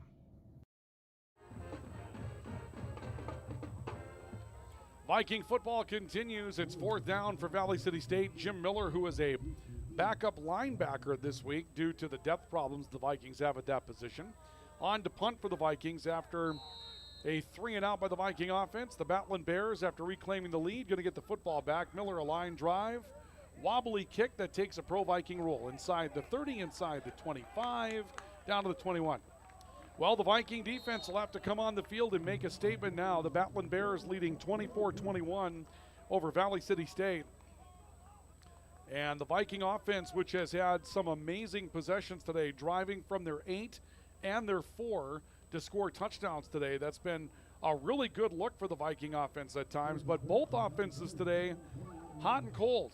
The Vikings haven't turned it over, but when they have not been able to move the football, it's been a very quick 3 and out. When the Battling Bears haven't moved the football, they've turned it over. That's been one of the issues for Rocky Mountain. 4 receivers, 3 options to the left. Trent Nobach, who was hit hard in the last possession, back into the quarterback now. He'll stretch it out left side for Brock Ping. Ping looking for a block on the edge, knocked out of bounds. He got to around the 25, a gain of perhaps 4. Vikings defending that stretch play a little bit better as time goes on. Now we have another injured Viking over there. Carbon Brink, defensive lineman, down on the far side of the field, and the training staff will run over it. It just gets more and more thin for the Vikings as men go down. Carbon Brink looks like he's going to be okay, but all this going on without the services of Ashton Rakino today for Valley City State, their middle linebacker. That was just a great get to bring back to the fold after a 1-year transfer away to the University of Hawaii, but he's out. We haven't really called Joey Antonuti's number today. He was listed as the starter, but the Vikings have been in multiple defensive backs so often today. Right now they've got really 2 linebackers and 6 defensive backs on the field. Stretch play again, and the ball cut up the field by Brock Ping on the right hash mark to the 30-yard line for a gain of about 5.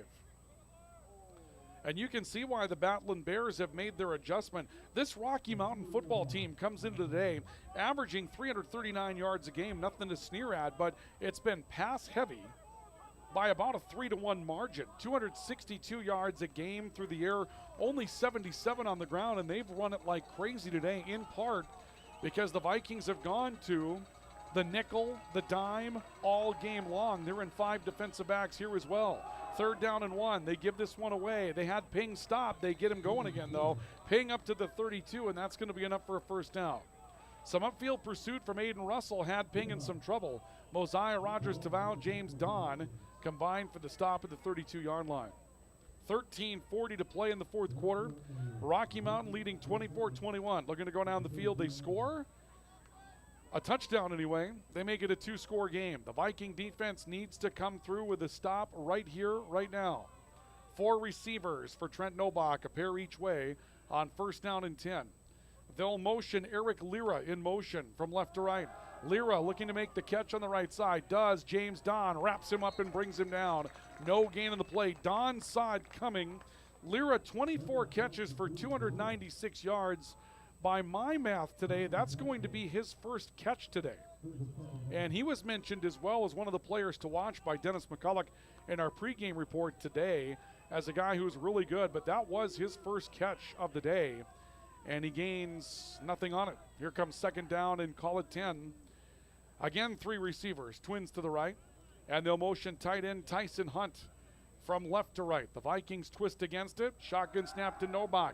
Drops back to throw. Rocket screen there. Darian Haskin. Haskin trying to get outside the numbers. Broke a tackle. Steps out of bounds. Shy of midfield, but another Rocky Mountain first down. 14-yard pickup for Darius Haskin.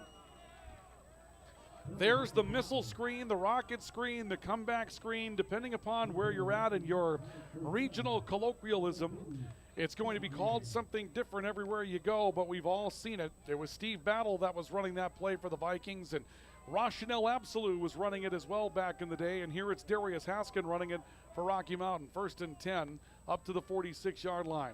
Little give in the backfield again, and we see Ping trying to get loose, wrapped up by the jersey and brought down at the 47-yard line for no gain. Stop made for the Vikings by, I believe, Fafalafano, who's had the game of the day for Valley City State. A pair of interceptions, a scoop and score, fumble return for touchdown. He's had a huge day today for the Vikings. And Fafalafano comes up with a big stop there. 2nd down, a long 9. The ball just ahead of Rocky Mountain's 47. Clock to 11:30 to go here in the 4th quarter. Shotgun snap again. Nobach rolling out. Throws in an empty flat. Tyson Hunt has the catch. The tight end slipping tackles. Got ahead of the 40 and is down to the 37-yard line. And that's enough for a first down for the Battling Bears. Tyson Hunt, not really an offensive factor throughout the season, comes up with a big catch there for Rocky Mountain. And another Viking is down. This time it's Khalil Toney one of the defensive backs that's down for the Vikings, and we'll see another timeout on the field. So Khalil Toney down being tended to. Rocky Mountain on the move. They've driven to the Viking 37. They'll have 1st and 10, and they lead the matchup by a score of 24-21 on our LaRue Laco Financial scoreboard. We have a timeout. This is our coverage of Viking football on NewsDakota.com, the VCSU Athletics YouTube channel, the voice of the Vikings, the voice of the Valley, KOVC. Hi, this is Clint from Central Avenue Health Mart Pharmacy in beautiful downtown Valley City, your only locally owned pharmacy since 1989. When you're locally owned, you care about your community and your customers. We offer a great selection of gifts and toys, as well as yarns, fabrics, sewing, and crafting. We are here for you from 9 to 5:30 weekdays and Saturdays 9 to 1. For all your pharmaceutical needs, give us a call, 845-5280. Health Mart, taking time to listen and care. Grotberg Electric believes in quality first, taking pride in the work and standing behind every project they do. They bring together the power, technology, and experience to keep your business online. The success of Grotberg Electric depends on 3 major ideals: the quality of their products, the commitment to their customers, and most of all, their customer service. Call Grotberg Electric today at 845-3010 or visit them online, grotbergelectric.com. Batlin Bears with a football after an injury to Khalil Toney. Toney came up walking off the field. His replacement will be Jerem Beardall, a freshman out of Cody, Wyoming. And it's 1st and 10 for Rocky Mountain at the Viking 37-yard line. Rocky Mountain leading 24-21. Trent Nobach waiting for a shotgun snap. Motions Haskin across the formation. Hands off to Ping. And again, we see another situation where the Vikings are frustrated. Tequez Chapman being held. Now we've got a penalty marker down on the sideline as well. There has not been a holding penalty against the offensive line from Rocky Mountain today. And Tequez Chapman continually gets turned around by the jersey trying to come upfield against the running game. And then after all this was done, there were several Vikings deep into the Rocky Mountain bench, and a flag comes out on the far sideline. We'll see what this is going to be about. Looks like bad news for the Vikings. No, it's going to be bad news for the Batlin Bears. The Vikings needed that break to go their way. That's after the play is over. So the gain will be there for 4 yards on the pickup for Brock Ping, and then the Vikings will see the ball go backward towards the 50-yard line after a 15-yard mark-off for the personal foul penalty against Rocky Mountain. But you saw in that play, for those of you that are here, those of you watching on video, Tequez Chapman getting spun around by the jersey again and again. He goes looking for a holding penalty, and that penalty's been a very reluctant call so far today from the officiating crew. 2nd down at 21. Batlin Bears will take it back to the Viking 48-yard line after the penalty. Clock at 10:40 to play, 4th quarter. Batlin Bears lead 24-21. Nobach out of the shotgun. The Vikings bring 3. They dump over the middle. Pass caught by Ping, and he's down at the 40 for a gain of 8. Malachi Torres into the stop. Aiden Russell was there as well, and this is a huge 3rd down. It may be 4-down territory from here for the Batlin Bears. If they took a negative play, they may punt. But if they come up with yardage to split this in half or better, they probably go for it on 4th down. 3rd down, 13 for the Bears at the Viking 40-yard line. Viking defense needs a stop. The crowd tries to rally. 4 receivers, 2 options each way. Nobach out of the shotgun, the snap. Steps up in the pocket, throws, pass caught over the middle. Slipping a tackle is Eric Lira. Lira outside the numbers at the Viking 10, and he's down to the 9-yard line. We had just mentioned Eric Lira made his first catch a moment ago, but Trent Nobach finds him over the middle of the field here, and the Batlin Bears make it 1st down and goal from the Viking 9. Lira, a big play guy. He was mentioned by Coach McCulloch as a big play type of individual, and that was a big play for 2 reasons. Number 1, gets open, makes the catch, but then the slip of the tackle gives him a ton of yards after contact and really changes the complexion there. Ball was back out near midfield. Now it's 1st and goal for Rocky Mountain at the Viking 9. 3 receivers. Lira is wide to the near side of the field. Low man in the backfield, Brock Ping. They'll motion a tight end. Ping gets it, looks left side, cuts back right over the middle, drives his way inside the 5, makes his way down near the 1, and another flag comes out. We've got pushing and shoving in the middle of that play. It almost looked like the ball may have come out, but it didn't. We've got a man without a helmet out there. I believe that's Tyson Hunt, the tight end for Rocky Mountain, coming off without his headgear. Ball currently, I believe, going to be spotted at the 3, but let's see what the flag's going to be about. After the play, personal foul, unnecessary roughness. There'll be an unnecessary roughness call against Valley City State. Automatic first down, and that's a killer.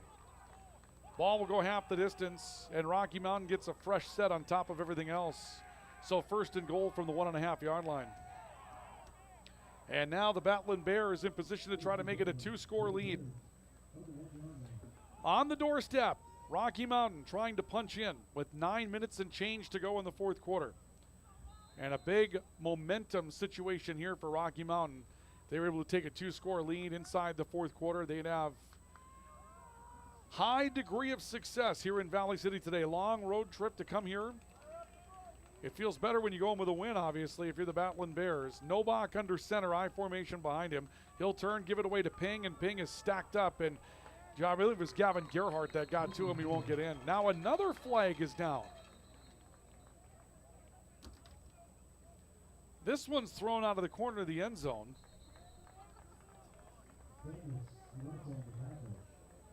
Let's see what this is going to be about.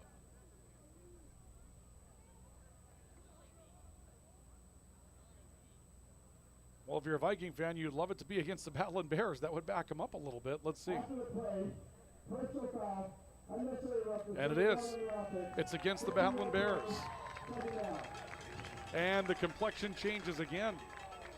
So now it'll be first down. And it was actually after the play, so it'll be second down. It's going to be second down and goal out around the 17-yard line. It'll be just inside the 17.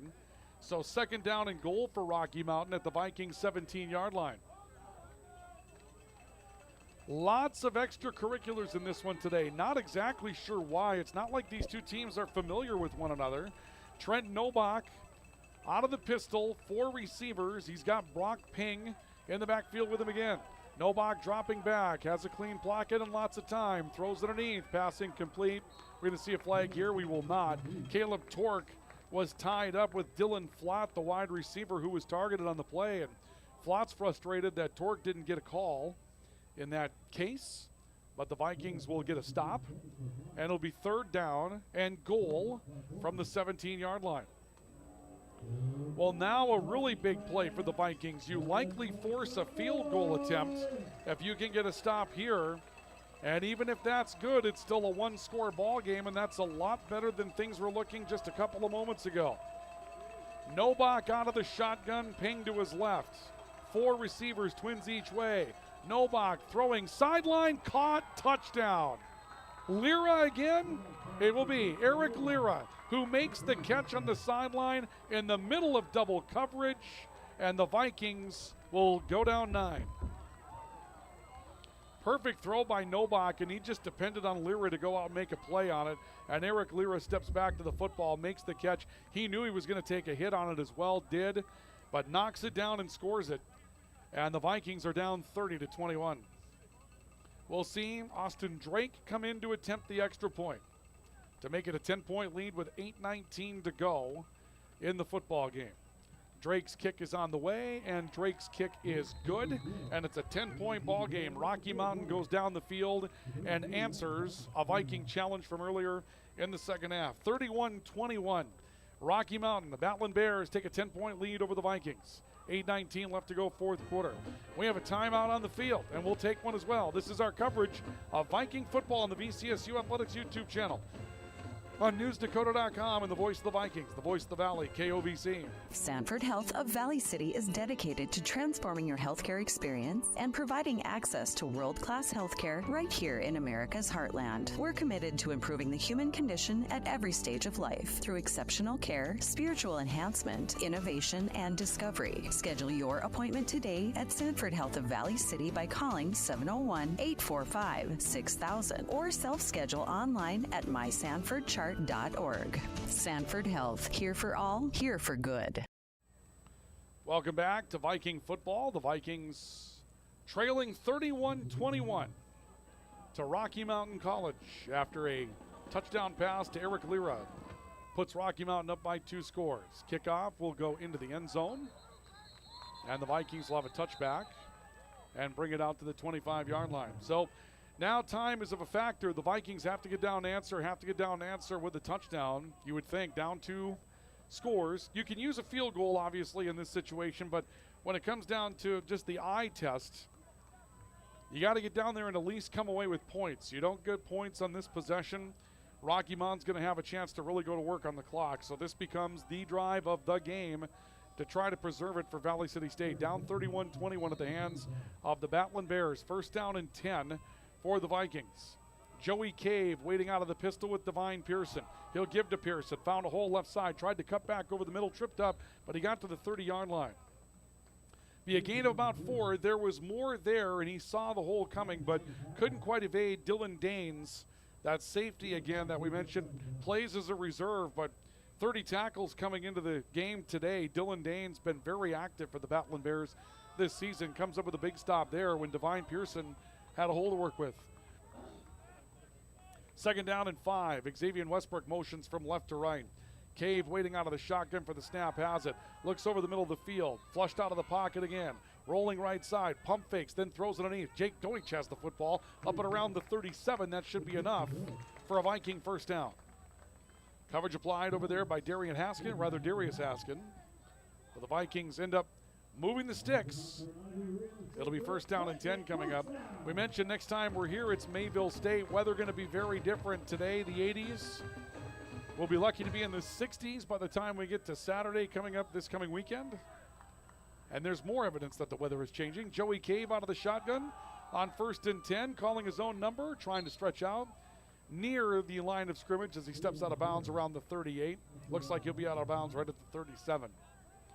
Exhibition hockey tonight at Ralph Engelstedt Arena. UND ranked 11th or 10th, depending upon the poll, going to face the Manitoba Bisons in exhibition hockey this evening. And just getting to the point where we start talking about hockey being played well, there's evidence that the seasons are definitely changing. Second down and 10. Joey Cave with 3 receivers to his left. Play action. Cave, good protection. Stepping up in the pocket. Now in trouble, goes down and sacked back behind the line of scrimmage by Dakota Sage. But Joey Cave down. The Viking crowd frustrated. They felt like Sage put too much extra on that.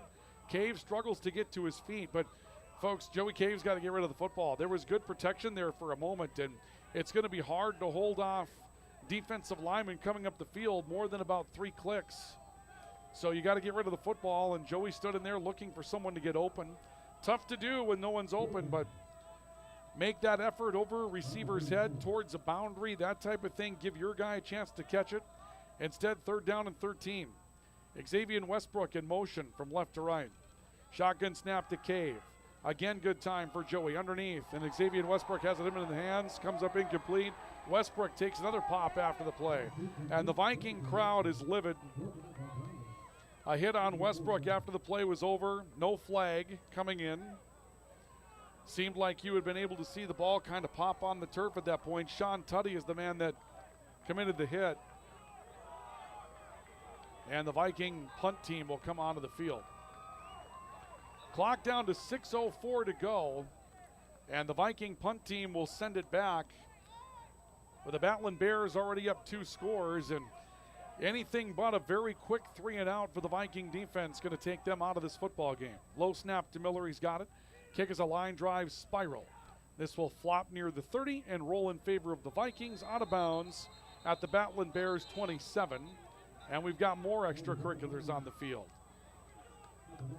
Engagement down the field from a Viking. Believe that's Logan Riston on special teams.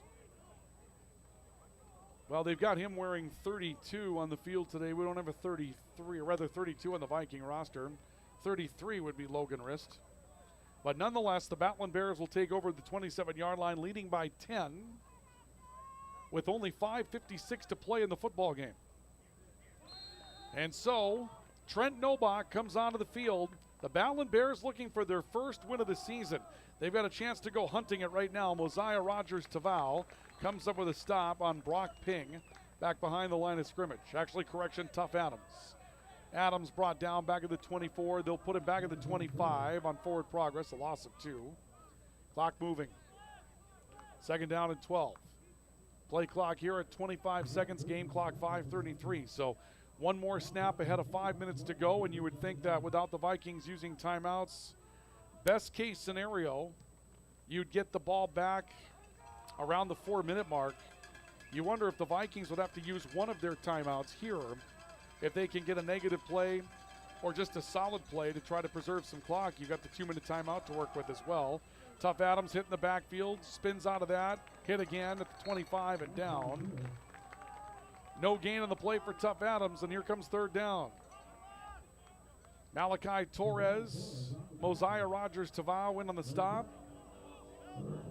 4 minutes, 50 seconds to go. Play clock at 30.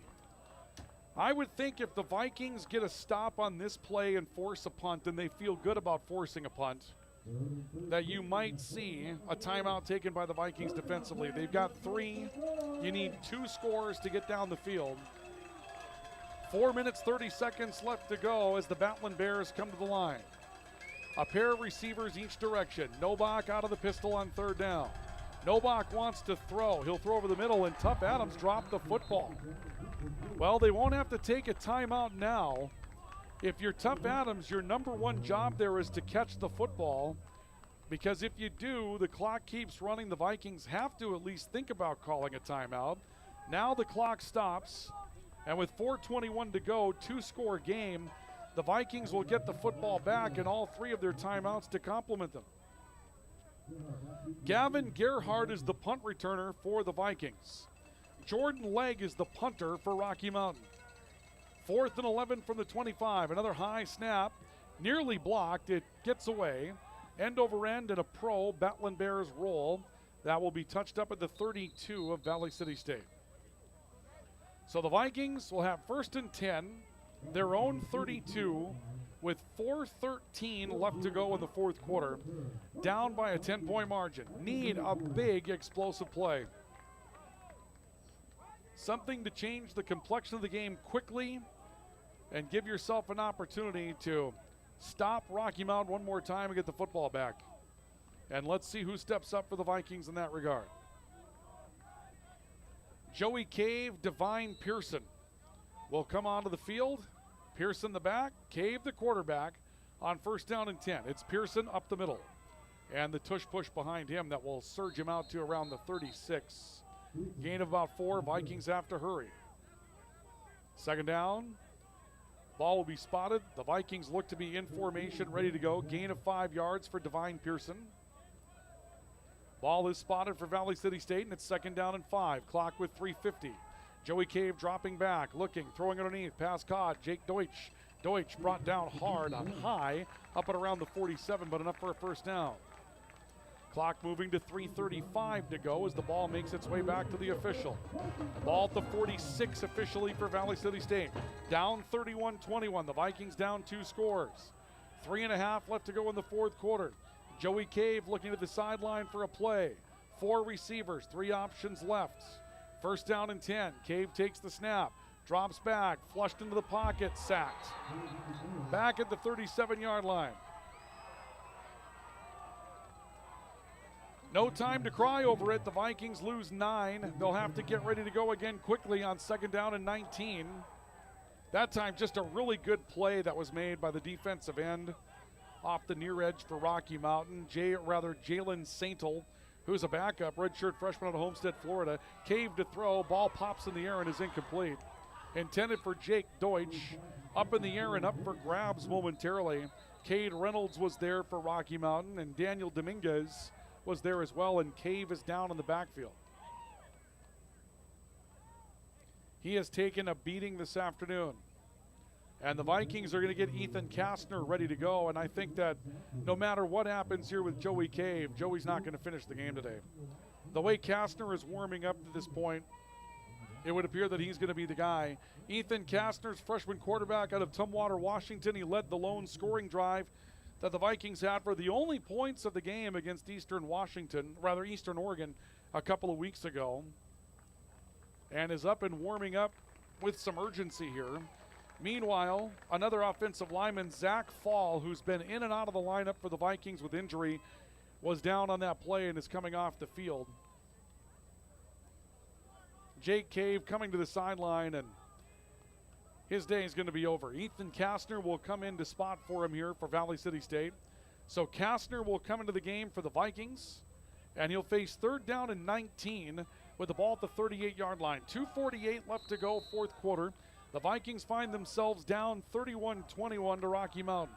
They need points on this possession, and they need them quickly. They can't afford to drive the field. They need to stretch the field.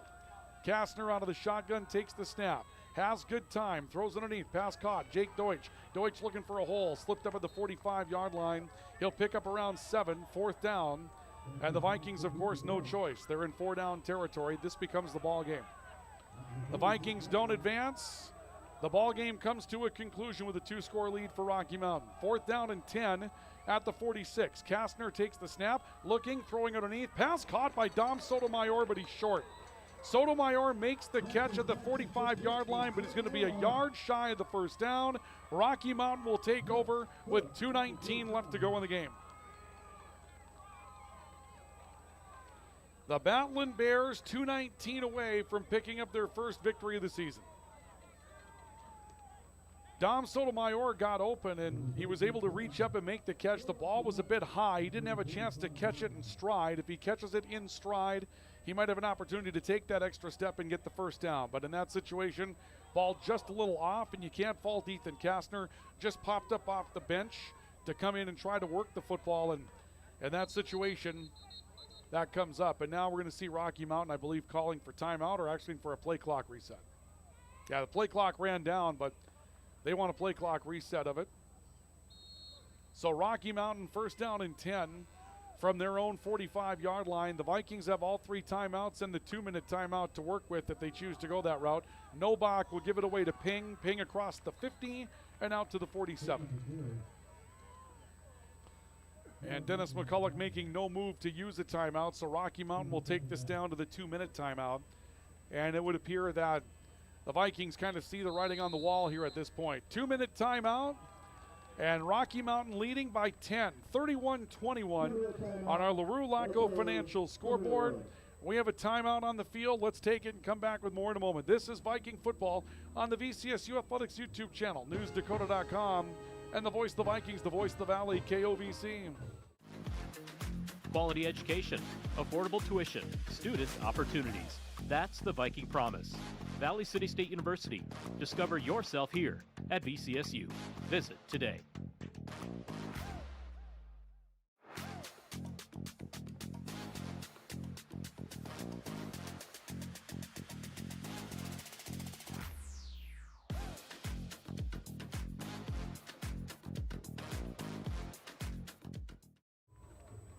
Two-minute timeout.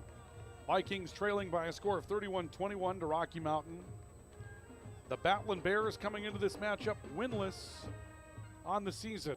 You can see on your video screen for those of you on the VCSU Athletics YouTube channel and newsdakota.com. Rocky Mountain, no league record yet, but 0-4 overall. They're on the cusp of changing that. The Vikings in some trouble on their home field, down by 10. 2 minutes to go. Rocky Mountain faces 2nd down and 3 at the Viking 47-yard line. It's Ping getting low, Ping spinning forward, and Ping appears to have a 1st down near the Viking 45. It'll be 3rd down. They'll say that he's short, and Dennis McCulloch and the Vikings will use a timeout. So the Vikings will call for a stoppage. This week, the Viking volleyball team was on the road. They were playing at Dakota State University and also at Bellevue, and a tough road trip for the Viking volleyball team. They were swept on both of those against the team receiving votes, and of course the 5th ranked team in the country, Bellevue University, one of the stories in volleyball in the conference thus far. And this week the Vikings are headed back out to Montana in volleyball. They'll head to Butte and Dillon. Montana Tech coming up on Friday, October 10th, and then October 11th they'll play at Dillon. And then the next week after that, the Vikings will play at Mayville State on Wednesday night, and then come home for matchups with the University of Providence and Montana State Northern on Friday and Saturday, and those are going to be back over at Gratian after playing exclusively at the Fieldhouse so far this year. Out of the Viking timeout, 3rd down and 1. Nobach takes the snap, gives to Ping. Ping hit, and will lurch forward for a 1st down for a gain of 4. And that will do it for this one today. Clock will stop momentarily to spot the football and get going again, and without a stop there, no reason to continue to stop the clock for the Vikings. Down 2 scores, just simply not enough time. So the Vikings will fall to 3-2, but they'll fall to 0-1 inside league play. And Rocky Mountain, despite the tough start to the season, 0-4 in the overall campaign, will move to 1-0 inside league play as they come to Valley City and will pick up the win here this afternoon. Nobach will take a knee. The Vikings had some offensive success today. They drove the field for 2 touchdowns, and driving the field for 2 touchdowns was huge from their own 8-yard line, from their own 4-yard line. They had some defensive success early today as well, but there were times when the offense just simply could not really get the ball up the field. The running game was good. The passing game, well, they struggled to get open. Joey Cave struggled to find some receivers today, and that led to some difficulty trying to keep the passing game going. The Vikings did have some success with the underneath stuff. The screen passes to the running backs, those were pretty good plays for Valley City State today. And so maybe more of that coming up here in the near future, as the Vikings did find something to work with in that regard, but just not enough from the Vikings today to try to pull this one out. And Valley City State is going to fall to 3-2 in the season. They will move to 0-1 inside the Eastern Division of the Frontier Conference.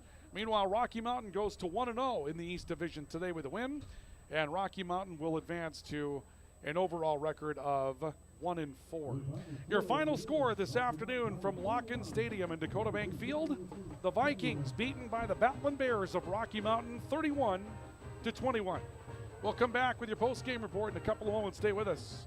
This is our coverage of Viking football on the VCSU Athletics YouTube channel, newsdakota.com, and the voice of the Vikings, the voice of the Valley, KOVC.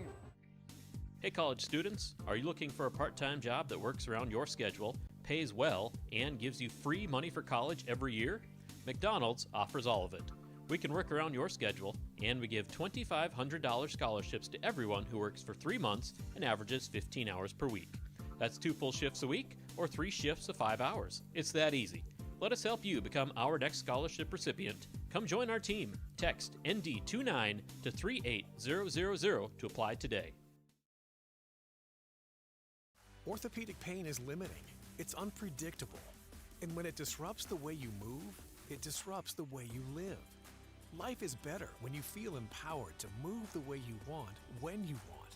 And that's where our experts come in. We're your guides to orthopedic and sports medicine treatment options that can manage your pain, rehab your injuries, and restore your confidence. Take back the freedom to move. Explore your orthopedic options at Sanford Health.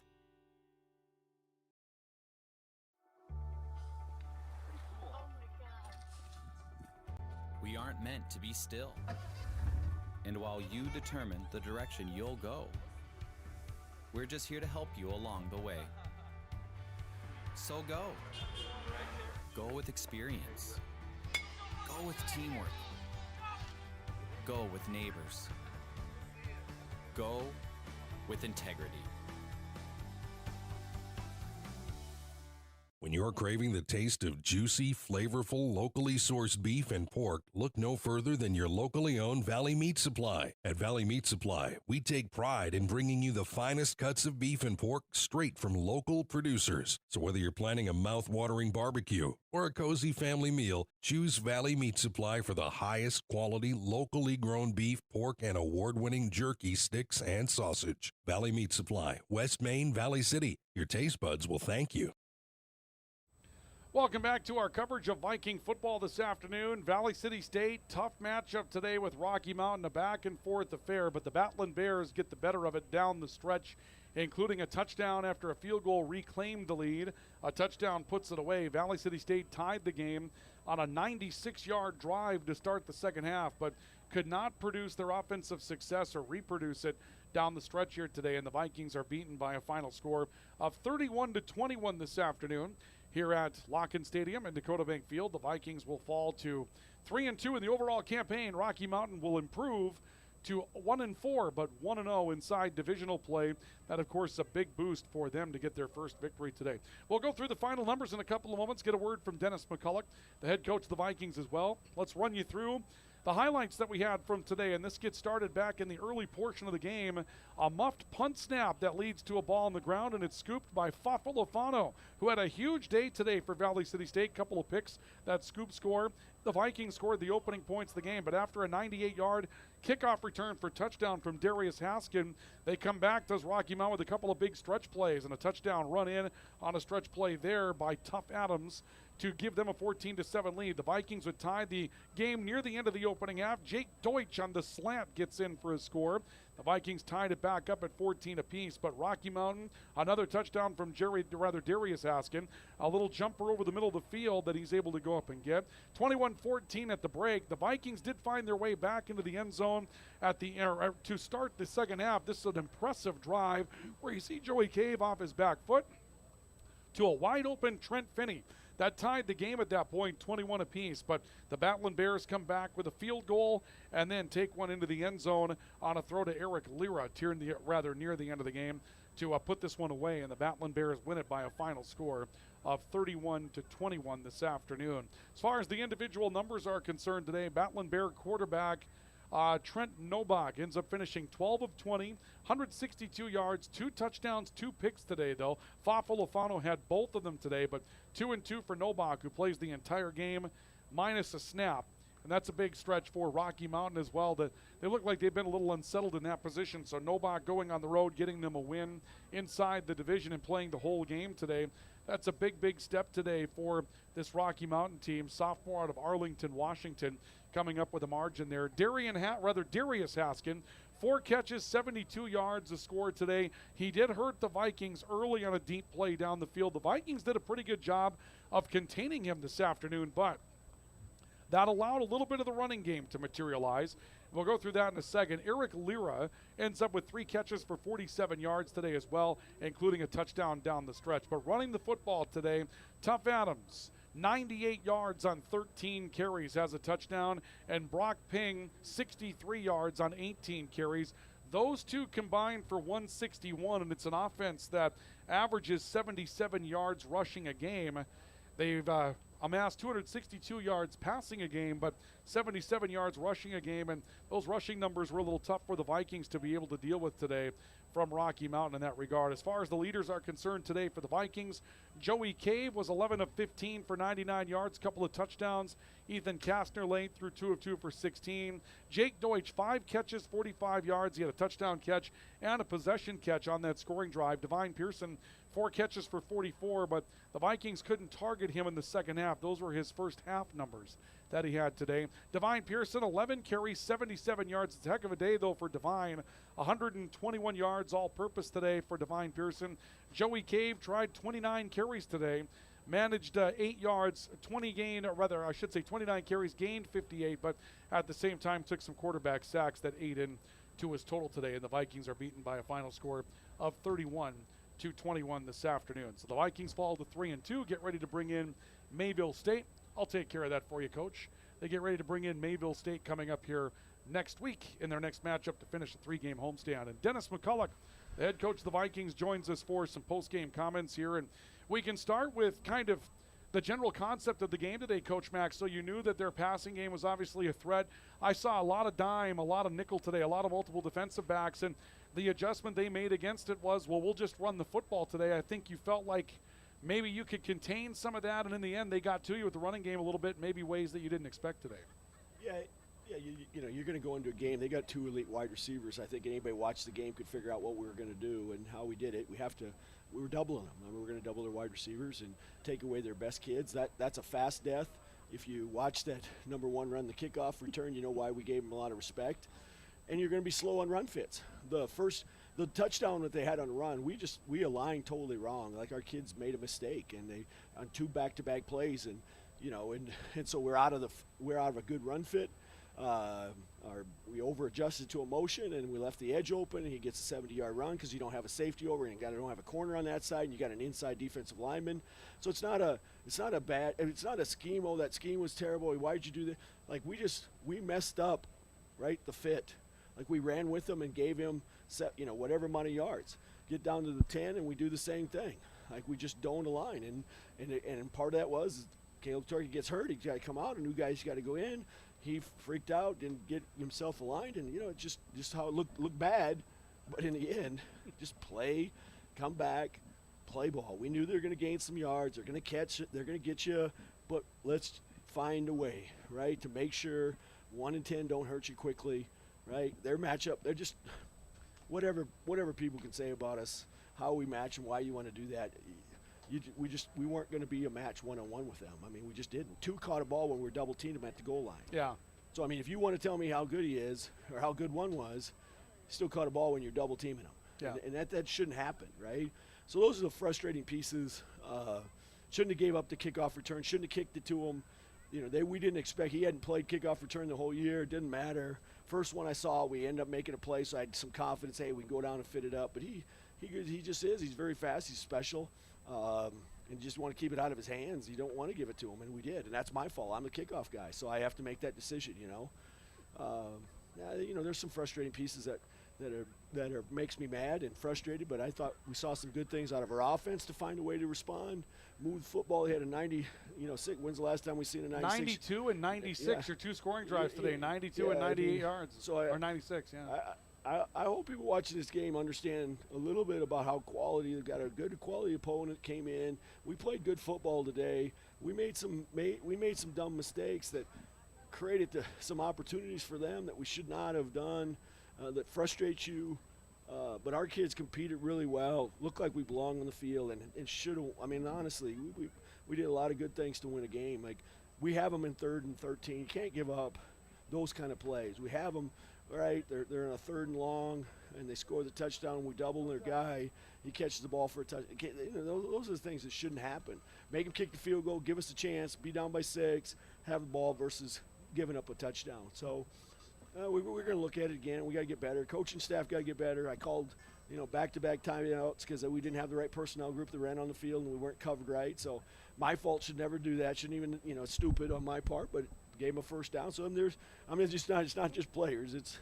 I've been doing this a long time and know that, but also when you get into a moment where, okay, we don't have the right personnel, we're not covering guys up, you just freak out.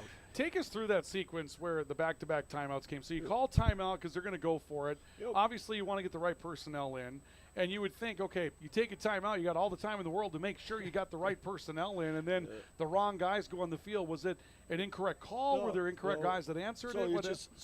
What happened is that we have a nickel package in, and we have some 4-man down guys and 3-man down guys. And then with one of the 4-man down guys, we leave the nickel on the field, so they're both in, right? And that's a special call. Well, we had made a mistake the time before when the team was on the field. We called without the nickel, but we made the time before we made a call that should have been made only with the nickel on the field, bear 4. But none of us recognize it. We come to the huddle. We're assuming the right personnel's in. Now, Coach Weston swears that he says to tell the nickel to go in, but we get back the same exact personnel go back out, and we don't match it. So it is. I get it from a crowd aspect. I say the same thing about the coach. What the heck they doing, right? And I don't blame them. I said the same thing.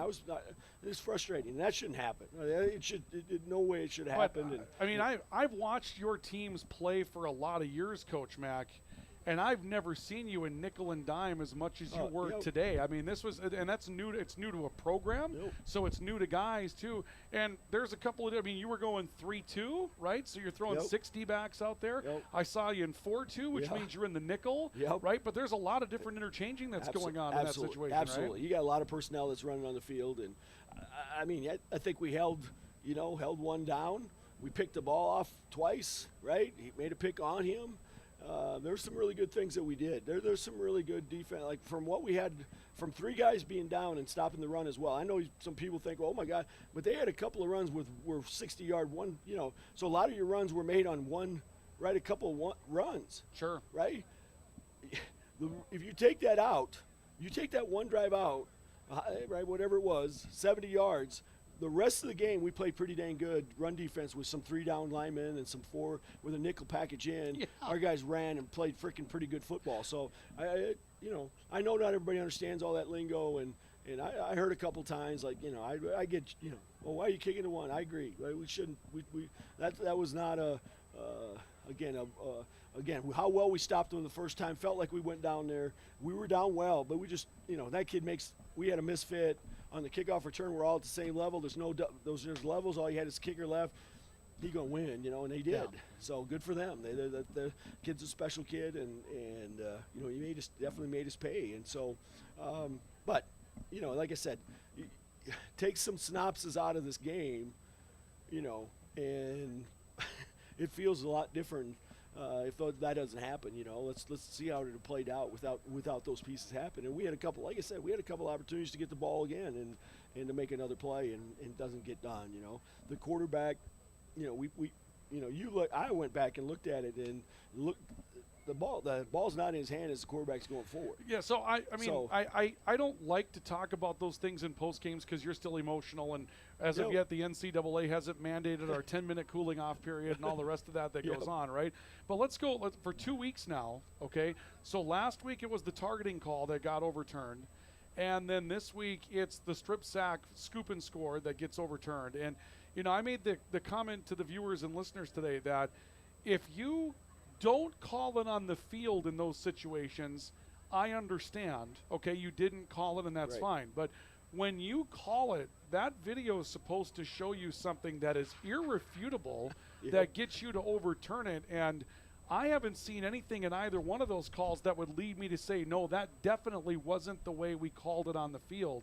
What's going on down there right now? Yeah, I mean, like I said, they're trying to do the best, and in their eyes, that's what they saw. That the ball was still, I guess, going forward with it in the hand, and like I said, it just on our side of it just doesn't look that way, and it's just hard to see it. But you're right. I think it should be an unrefutable evidence that you make sure that it gets turned like we did, and maybe I'll go back and relook at it, and it'll be totally different than what I thought.